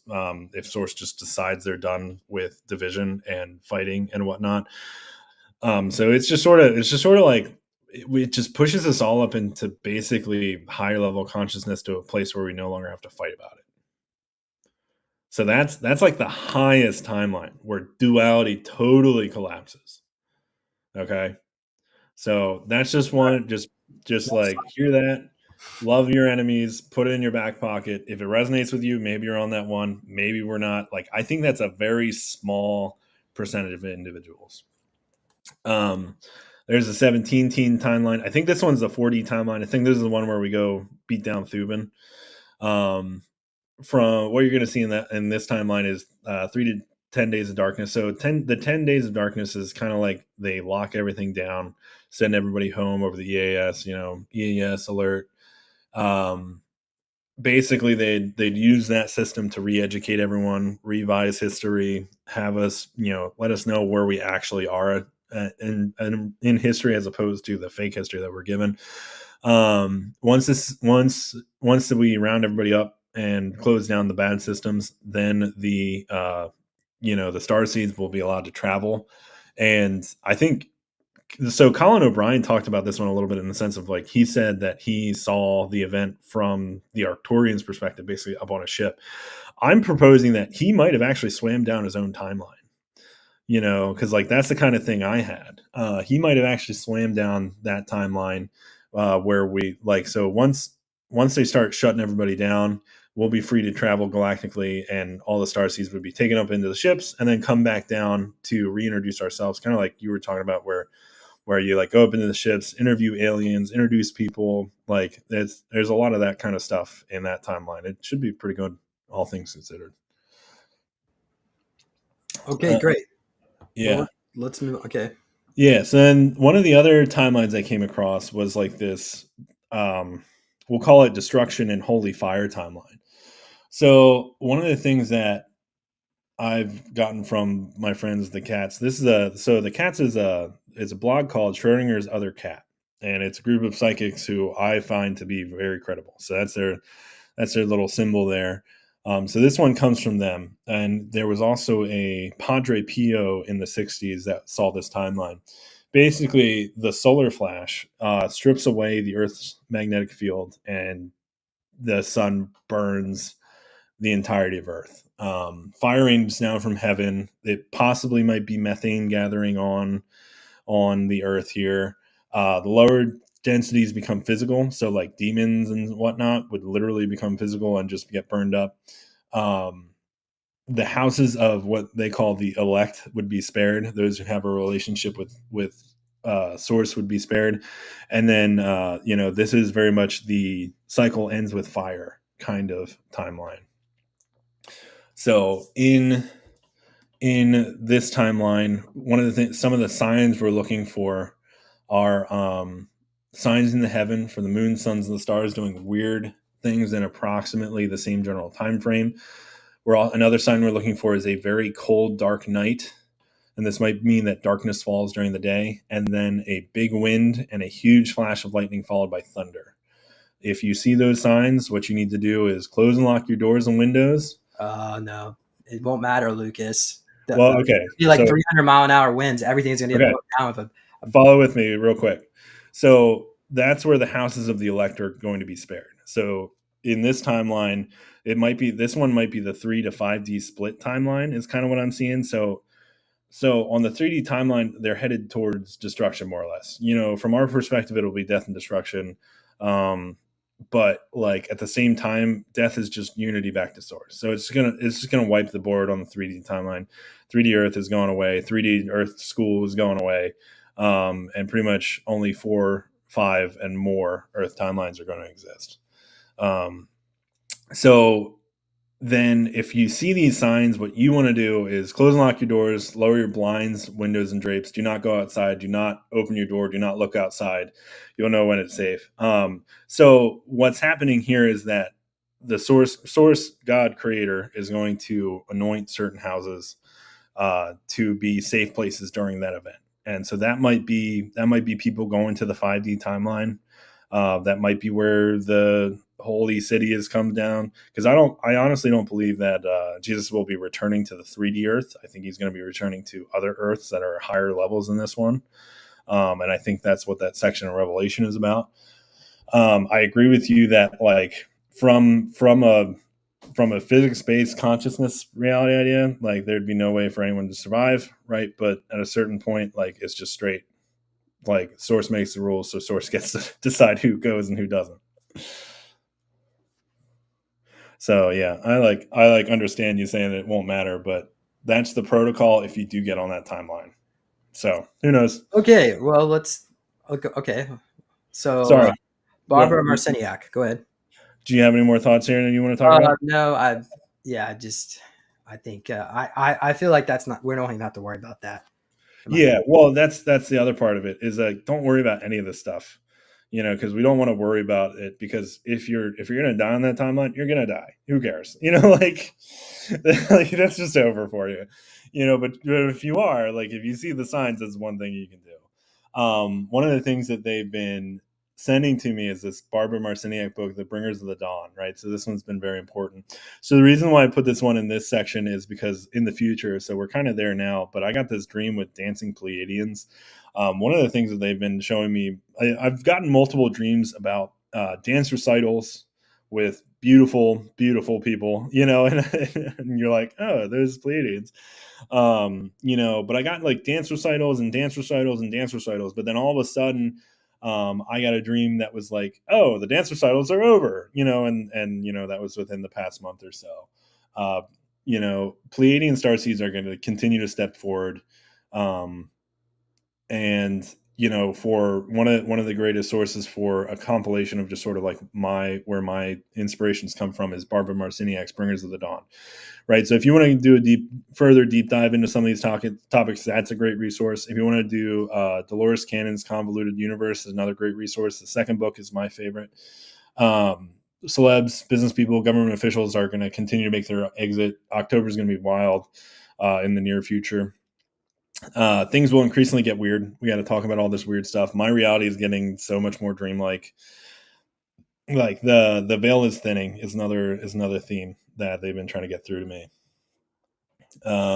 Did I ever share my story about Barbara when I met Barbara Marciniak? Oh no, please do. Yeah, so she came to Greensboro, and at that time I was working closely with Peter the Insider, and Peter mentioned that there was a whole Nazi regiment that teleported right into the Australian outback, included tanks, super soldiers, and it's from this other parallel reality. So I was trying to get some more information about this other parallel timeline and how it's affecting us here and now, because these other timelines bleed through and affect us. And so she told me that I blew it, and that I won't answer any more of your questions. So it's obvious to me, and I was talking to Peter about it, that she's connected with the 12D Pleiadians, the more negative ones. Huh. So I would not recommend this book or Oh, Barbara Marciniak, but that's that's really just my interesting. personal experience, that she, whatever she's connected with, does not want the people to know about these secret projects. So, Okay. Well, so from an information standpoint on like the 12-strand DNA platform, I find it to be very interesting and somewhat good. That's that's what I'm trying to get at, is just sort of like, because they were trying to give me a lot of ideas as far as like the 12-strand DNA or whatnot. So yeah, I don't know, maybe. all right, That's what I got. next slide. Okay, so I'm pretty much at the end of my presentation here. So I just have a bunch of like random dreams that are SSP related. This the ship on the right here, I saw something. I had a vision that was pretty similar to that, where I was on the ground and some. I don't remember if it like popped in, like I don't remember if it jumped in or if it was already there. But then the next part of that vision was just like it raining down hellfire missiles on top of me, right? So part of me was thinking like, oh, was I on the ground when Johann got his traumatic experience? But at the same time, I know, like, I'm pretty sure that was on his first ship and not the Franklin, because that was under the old man. So I don't think it was necessarily that one. I thought that was pretty interesting though. I had quite a few dreams with. I had one where I was in. It looked very much like my high school, but then like I got like an announcement from a teacher, and they were like, "Hey, all Darkfleet people need to go to the cafeteria, right?" So then I went to the cafeteria and it was this whole like dog and pony show, and like that was quite interesting. It kind of lined up to what some of the other people were talking about. I had one dream that was pretty interesting, and it was like, so cafeterias seems to be one of those places, like just sort of random life events, like they seem to bleed through to me in dreams sometimes. But I had one dream where I was in this cafeteria with a bunch of SS, Darkfleet officers, and we were talking and talking and talking. I don't particularly remember what happened, but we had some sort of like cultural miscommunication. And then they say to me like, "Oh, well, we got you from like 140 years ago. Like, of course you're gonna have some uh, weirdness to you." And so I like woke up and I was like, that is so strange, right? So I think like part of it is, I think, what is it, Project Surrogate? They don't really let you reincarnate, and they just sort of like put you in over and over and over again. So like that was definitely one of those dreams where I got the idea where like, oh well, that seems to be something that happens to a lot of us. 140 years ago would have been what, like 1880, so around that time or something. So I don't exactly know why that was important, but that was definitely one of my stranger dreams. Okay, so one of my cooler dreams that I saw the alternate no see timeline. If you know what I'm talking about, the Man in High Castle. I saw the Man in High Castle timeline, and this dream was pretty elaborate. Um, I went, I zoomed in on what looked like a an armor column, right? So I started on this armor column, and somebody radioed over to me and been like, "Hey, like it was like the ninth column got completely destroyed. Like you got to get over there." So I was like, okay, all right, let's get over there. And so then I zoom back out as the column goes to this other location. So then I zoom in on, I can't remember. I don't exactly know how I fit into that timeline. I might have had altars on both sides. That seems to be a pretty typical experience for me, where I might have had an altar within their military, and then I had an altar within the resistance. So I zoom in on the resistance. So there's a resistance happening. There's a revolution happening right now in America on the No See timeline and the Man at High Castle timeline.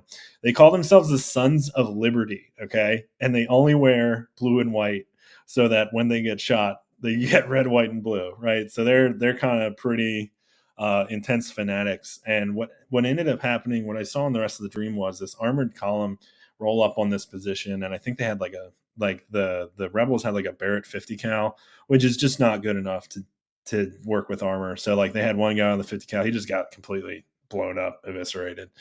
Um, by this armored column. Then my basically my Nazi altar went in there because they had some sort of high value target in this location. He went in there, kicked down the doors. They tried to shoot at him. It really didn't matter. This guy just like went in there, extracted the target, had a great time.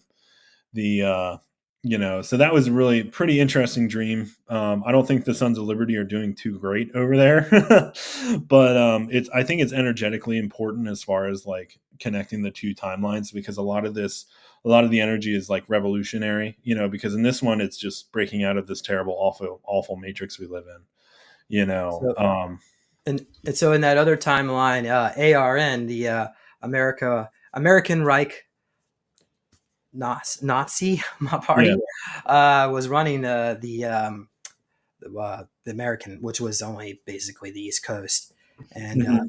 Trump was the governor. Oh, okay. And, he enjoyed his position very much, but there was an instance where police were cattle prodding Americans for speaking English in public. So Trump told Hitler, because they released all the re-aging technology, he told Hitler there'll be another American Revolution if you don't stop that. But I guess maybe there eventually was another revolution. I don't know. Maybe there was. That's what I was getting, at least on one of the alternate timelines over there, because like I don't know, I just had this whole Sons of Liberty. Yeah, Sons of Liberty is what they called the resistance movement over there. Is what I understand. I don't know. Like, it could have just been a one-off thing. It could have just been like a student revolution in France, where it's just a small group of people that just got totally wrecked. But apparently, they had enough firepower to take out a tank column. So who knows? Yeah, I don't quite know how they got from destroying a tank column to getting their crap kicked in. But So that particular timeline probably runs on for 1,000 years. oh, you think so? Yeah, I've had people remote view where their future self is in this alternate timeline where basically the Germans are running everything, even a lot, very far into the future. So Well, I don't know. At a certain point, it didn't sound all that bad. In comparison to the degenerate, crap hole that is this timeline. But at the same time, it is what it is. Let's see. Some of the other dreams I had were like, there was this really interesting dream I had one time where I was in, it was like I call it the Sphinx fight dream. I don't think it was actually over the Sphinx, but we were like in this like desert. We were in this desert. Sandstorms were everywhere. And like, I was just in this like low half wall. Excuse me. It was like a ruin. And the sandstorm was so bad that like you could literally see the green and red lasers just like shooting back and forth. It looked a little bit like Star Wars. I've had quite a few dreams with Star Wars overlays. We were just shooting things back and forth. I don't really remember a ton about the details on that one. Just that's one of the conflicts that I saw. One of the more interesting dreams I had was this Mayan temple assault dream. So I had one. So I know I'm somehow associated with these Montauk projects, and I know that this one is definitely associated with it. But I had this dream where we were basically, what I saw was I was like a commander in this position, and they're like, take this temple, right? And it looked like Space Marine 2 actually did it really well, where they had these like portals of chaos that just like open up, and it kind of looked like that. And so I was kind of mad about this operation because they're like, you have to do it this way, which is basically just like Zerg rushing it. And I was really mad because I was like, well, if we were to, go over here, do that thing, like pincer movement, like few different fire teams, and they're just like, no, you just gotta Zerg rush it. And I just remember being so mad in that dream, just because like they wouldn't let me actually take command, and they're just like, no, you have to do it our way. And I was like, okay, fine, whatever, I guess we'll just lose a bunch of people, thank you. And so that one, we're getting some mild temple tech, some sort of Mayan temple there. And it had a lot of those like portals. So then what ended up happening was there was these portals, and people would like rush out of them, and then the enemy would open up their own portal, and then they'd rush out and just like shoot everybody and just have a bad time. But we're trying to get some kind of tech over there. I also had a dream on 825 where it was like me and my college roommate. We were just like walking around talking to people, and we're going like, yes, the veil has lifted. The veil has lifted, right? So I very much believe that the veil is thinning and is going to lift really soon. Because we humans can only see a very small amount of the visual spectrum. Like visual light only accounts for like 5% of the whole spectrum of like energy and stuff. So we can see a very small part of it, which is also why we can't see these ships. We can't see the reptilians. We can't see the archons and the spiders that are everywhere, but the veil is going to be lifting. Me and my wife are starting to see like fairies out of the corner of our eyes. Like you just see something dart across, because she's very much connected to that fairy energy. So they're starting to appear in our home. I'm starting to see like, sometimes I'll just see just like light coming in like right here, because the veil is very much like right here in front of our eyes. But I'll get it on the sides of the veil, and it'll just sort of like pour in, and then once I like consciously recognize it, it like goes away, right? And it's kind of frustrating, but at the same time, it's all those little signs and signals that it's like we're very close to these energetic events of moving out of the 3D, like we're moving out of being locked into the 3D timeline, and we're moving to the higher ones, So that's kind of where I think we're at. So I don't know. I just got a lot of dreams. Let's see if there's any more important dreams. Right. So you were talking about seeing the TikToker with the Museum of the Future. So I've had quite a few of these dreams where I get these audio overlays of things that are happening, combined with combined with just like visuals that don't necessarily make sense. The last one there, Barack Obama. One of the translations from Jesus in Hebrew is like, I saw Satan falling like lightning from heaven, from the heights. And when you translate lightning from the heights, you get Barack Obama. So I had a whole just like dream talking about that. And one of the things that I think is going to happen in the near future is like, we're going to have to rewrite our whole history. And this is like that that applies in the sense of like, oh, they were hiding the truth in plain sight the whole time. You know, like they were a bunch of Kabbalists, you know, and they're hiding the truth in plain sight. And then that goes right into, I had one dream where I was in a convoy. It looked like a World War II convoy ish. And we get to this like gate or something, and something happened where we had to turn around. I think what ultimately happened, I think I was transporting, like one of our guys got injured and they're like, hey, take this dude back. Right. Cause the next scene, I was sort of transported to the middle of this battlefield. And all of a sudden, like two sides were coming at each other and we were kind of caught in the crossfire. And so I'm just like trying to sprint through these two converging forces. And like when I looked more into it, I saw like reptilians on the left and just sort of like other assets on the right. And in the audio part of the dream, they were saying something like, and this is the Battle of Groom Lake, in which it was the largest concentration in forces during this conflict. And right, and so then like so there's two possibilities for that. One of the possibilities was I was actually in there in a conflict. So so Groom Lake, another word for Groom Lake is Area 51. So there's a possibility that there was a recent conflict at Area 51 that got rid of all the dark stuff, all the dark projects in that place. Because I was seeing reptilians and other forces coming from both sides. The other possibility is that with the audio overlay, one of my jobs in the higher realms is going to be like rewriting history as a new historian, because our history is a total lie. And we don't really know where we are at historically. So then that might be one of those holographic events you were talking about with that future museum you were talking about earlier. So it might be one of those where it's just like talking about the fights in the 60s, because Kimberly was telling me that Eisenhower almost fought them at Area 51 in the 50s. So it's possible that was a historical sort of museum for that thing. So one of my dreams I wanted to talk about with you is that I actually had a few Hogwarts dreams, right? So there are alternate realities in which Hogwarts exists, and it might be this one, it might be other ones. So what I remember, I almost started this dream in like a locker room setting, but it was like the more like beautiful kind.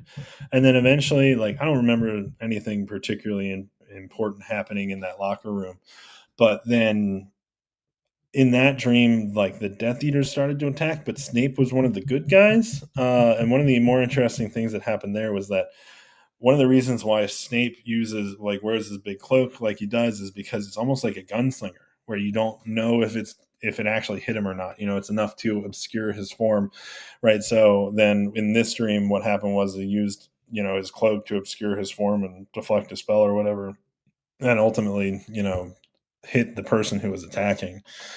I've seen a few other dreams where, like, I definitely had a vision of this Harper looking girl from the 100, where we were loaded up into like combat gear and into a giant C-130.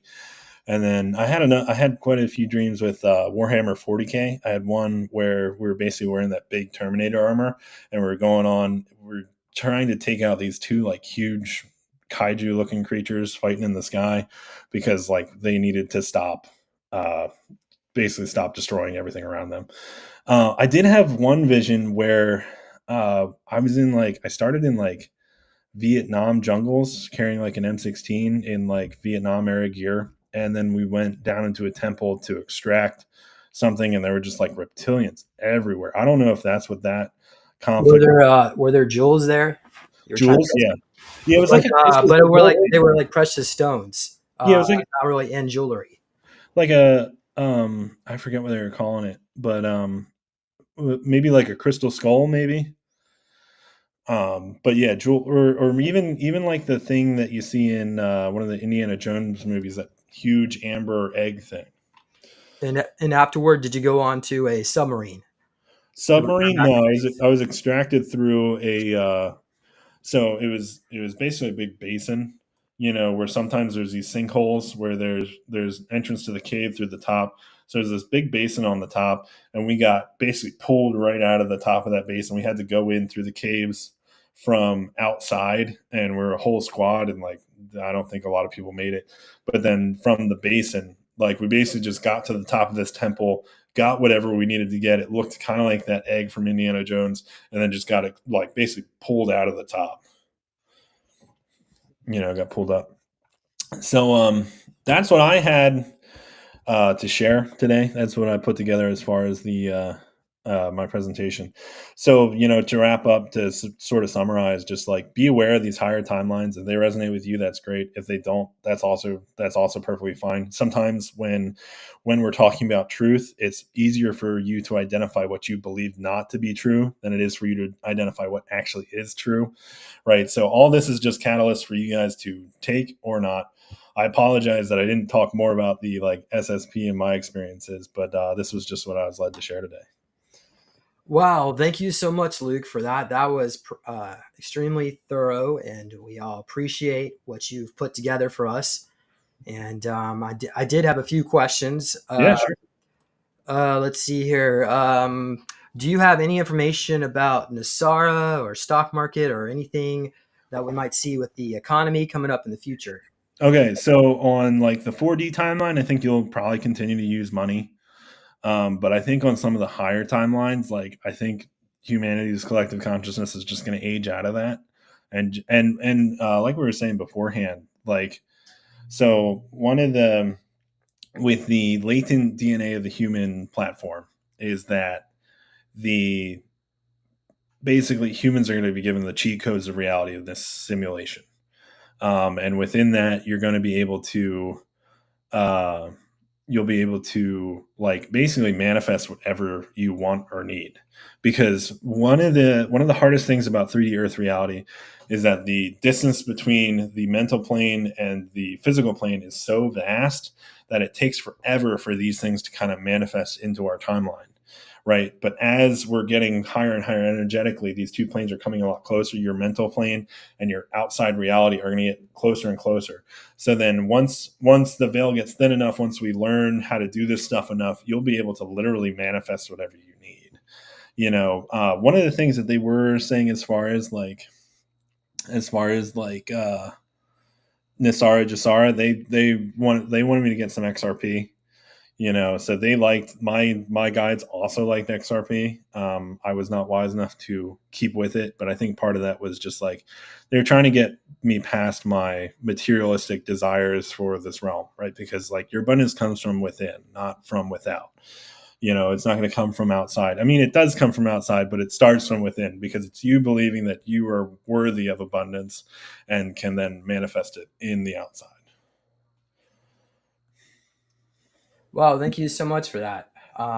Okay, well, we'll all stay positive. I think, yeah, Lily Nova, she predicted $400,000 per XRP. Don't take my word for that. Just there's always risks involved with any kind of investments.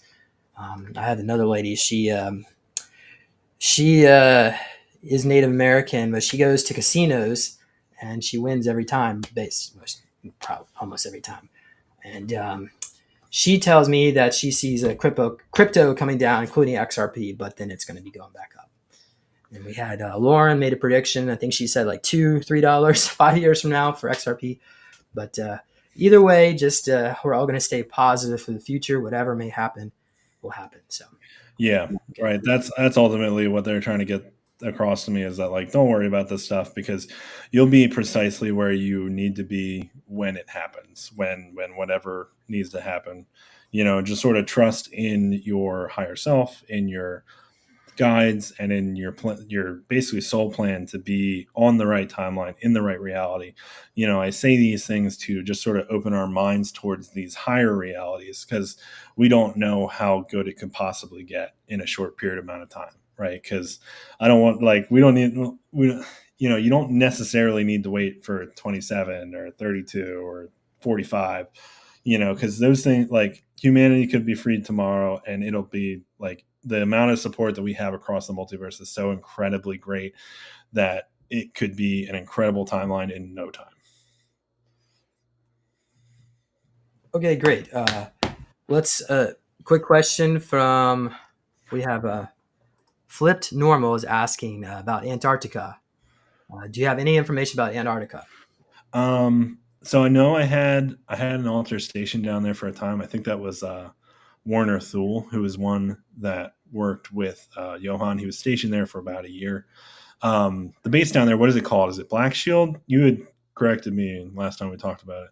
Yeah, well, Black Shield is located in a pocket reality, but that is where the whole Tartarian breakaway still exists in this other Okay. reality. But they have a very steampunk type appearance, sort of like the the 2,000 Leagues Under the Sea kind of whole thing, Okay. where there's advanced technology from under the sea.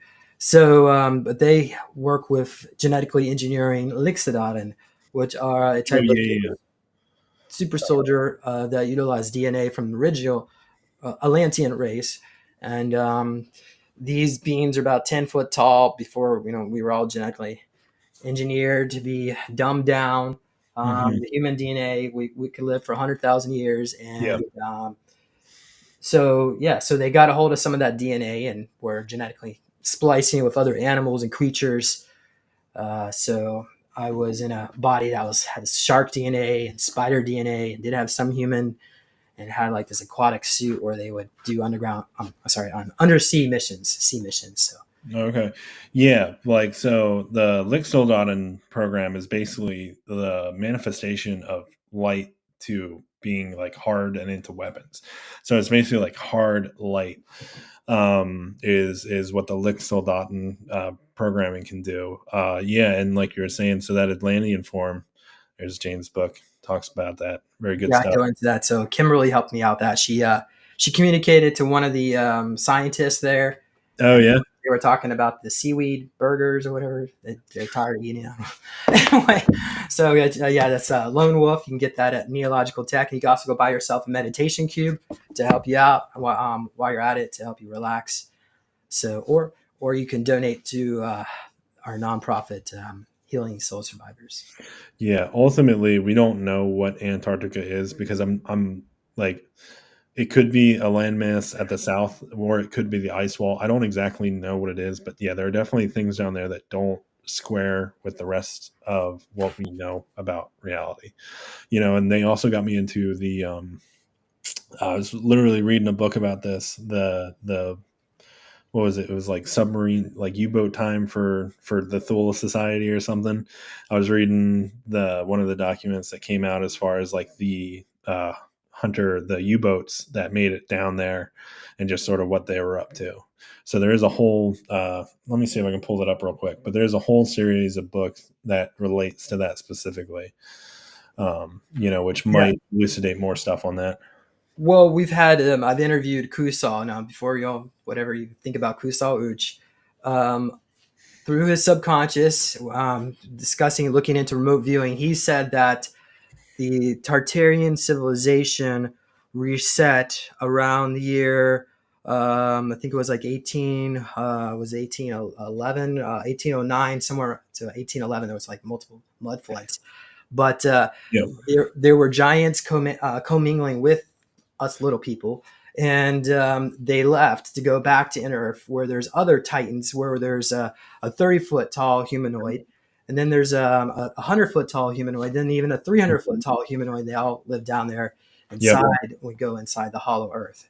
So Yeah, if you look far enough into like all this stuff, all that stuff got wiped by the Smithsonian, right? So there's plenty of good people who will talk about the Smithsonian cover up of basically giant bones, So a lot of the ceremonial mounds found in the Americas were filled with bones of incredible magnitude. And then honestly, so one of the more interesting things that they've been trying to tell me is that so the human DNA platform has about 12 chakras natively. We've only got about 7 in our bodies. The highest one is your silver cord on top. There's 5 more above, right? So one of the things that they were saying is that as you master this one, say you master the 7th strand and you go to the 8th, that's where you start to get into those taller and taller beings as they're compacting more and more of the chakras into the bodily complex. That's why they get so tall. So I thought that was pretty interesting in relation to the Giants. Well, thank you, Lucas. We are over time, but I guess maybe we'll do one more question. Let's see here. Elections. Without using words that might trigger the censors, who do you think might win? Yeah, I don't think the so much of this stuff is just psyops. Part of it doesn't matter, because if you could vote your way out of tyranny, they wouldn't let you do it. I believe that there are all sorts of hanky panky going on. Like they won in 2020. Oh, one of the things I wanted to say about 2020 was that the CIA was basically setting up a color revolution, and that's why they pulled the plug and let sleepy who into the office, right? Because it's like, and at a certain point, the whole of the collective consciousness wasn't necessarily ready for our golden boy Trump. Well, he's not necessarily like he doesn't like. I don't think of him as anyone particularly special. I just think he's the best tool for the job at the time. We shouldn't deify him or get any crazy about him, but he just is who he is, and God uses those who are willing, and he's one of those who's willing. So I think that ultimately on all the best timelines he probably gets elected, but it might be possible that on the higher timelines where we forgive everyone, maybe she gets elected. I don't know. Elections don't matter. Like none of this stuff really matters when it comes down to it. I mean, it matters as far as like the last 4 years have been a lot of inflation and nonsense and destroying our society. But I see it more as a movie and a show, because a lot of this is just like catalyst for people to wake up out of their slumber, because all the real people are on, the coalition that has been building, that's not the leftists, because like the RF Kennedy Jr., Trump, just like all the normal people are on his side. And if you're on the other side, like, I don't know, I understand it from a certain position where it's like high empathy, but at the same time, you're so far asleep that it's really hard for me to just sort of resonate with that, because it's like I feel them very much down in the like stuck in the matrix as people who support the other side. But I might be wrong. That might just be my own ego. Like you never quite know. All right. Well, I just want to say, Jane, if you're listening to this video, thank you for sending that remote viewing session this morning to the Telegram group. But Jane, she remote viewed, and she said that she was a liberal from her perspective, and so of course you would think she would support Kamala. But what she saw was that there was a cloning factory where they're making multiple copies of her, and her consciousness is being held captive, and everything around her is just being run by other people. She's just a puppet. And just looked at looked at exactly. Trump, and there was multiple clones, and then Oh, and the original being is he's probably out there. I think he's out there with the Galactics, but well, so Trump. There's a few different theories on Trump. Like some people think that, like I literally saw channeling that like he died, right? I don't necessarily believe that one. They're like, and this is also why you don't see it on the ear, right? Because he's got so many. Because I think that there's one controlled by the cabal that's still around, right? And that's the lame Trump. That's the Israel Trump. That's the just all these just like weird, like didn't drain the swamp kind of Trumps. Because I think that they still have an avatar of him running around. Because that's why you don't see the ear. That's why he says some things that just are pretty lame. But like we don't actually know. He might be with the Galactics. He might be. I also heard he might be under Mount Cheyenne. because that's where the EBS system is located. With enough galactic help, that they probably could have locked that place down pretty good. Because ultimately, the 17 operation is an operation across a lot of levels. The higher positive beings trying to spring us, the future timeline humans trying to spring us, Kruger trying to spring us. Like a lot of that operation is just like Looking Glass. Everyone on across all the positive timelines are trying to get humanity out of this matrix and wake us up to our internal divinity in a way. Okay, well, I'm done with questions, but Yeah. I have one video here. Sure. Chat, do you want me to play the video about this nanny, Elon Musk nanny? Oh yeah, I saw this one. This one's really good. We should play this. Okay, you want to play it? Okay, well, Yeah, let's let's play see. it. But let's play it out. All right, let's see here. I think I might have. I'll see. Oh, Yeah, I would do this one. you'll get it. There you go. But Yeah, I saw this one. I we're- didn't even see it in the Telegram group. I just saw Okay. it scrolling through. I think this All is right. really interesting. Quiet on the set. Hopefully, this is gonna work. No. Oh, darn it! I have to sign in. We could just summarize it. So basically, this nanny was saying that like she worked for a little boy and his name was L Eon or L Lion or something. L Leon. She basically claims to have worked for Elon Musk as a small child, and their family was deep cabal. And what she was saying was that it wasn't necessarily he's not the Antichrist from their perspective, but he's going to introduce the Antichrist. I think on certain timelines, Trump is actually their Antichrist. Because of his ability to it's basically that Hegelian dialect problem reaction solution where they create the problem, then they solve their own problem. On some timelines, I believe him to be the Antichrist. On some timelines, I think Barack Obama is the Antichrist because of just simply the name versus how the visual. Oh yeah, you got it here? I think this is gonna work. Go for it. When I was a girl, I was procured and sent to work for a family.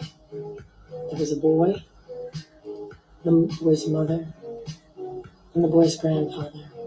They were coming from Africa. They were white as me. I thought they'd be black.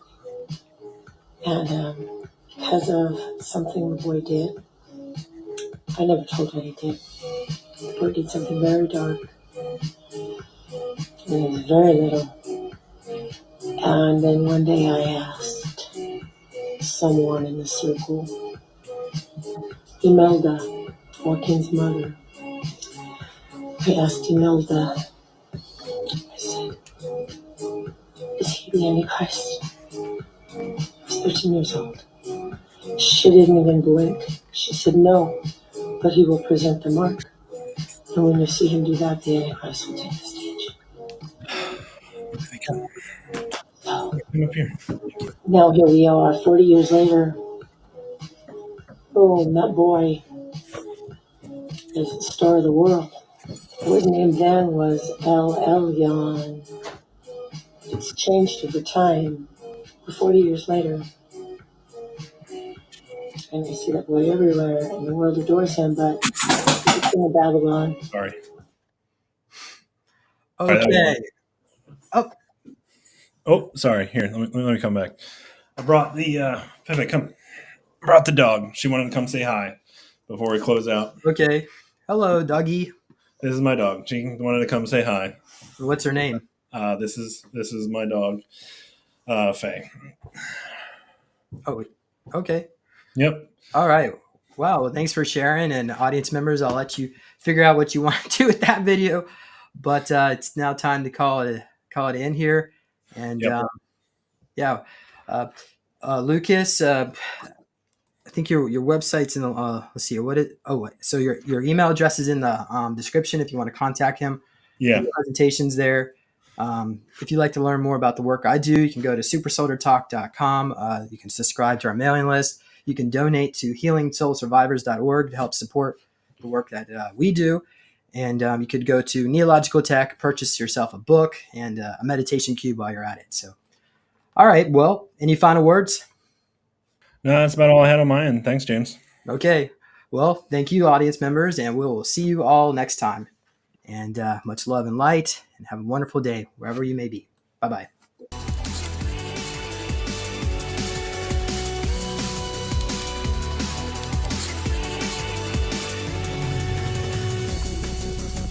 Please consider supporting Super Soldier Talk by purchasing your own Neo Meditation device. Your Neo Meditation device will help you reduce stress, integrate trauma, enhance intuition, enhance clairvoyance, and enhance creativity. Get yours now at www.neologicaltech.com.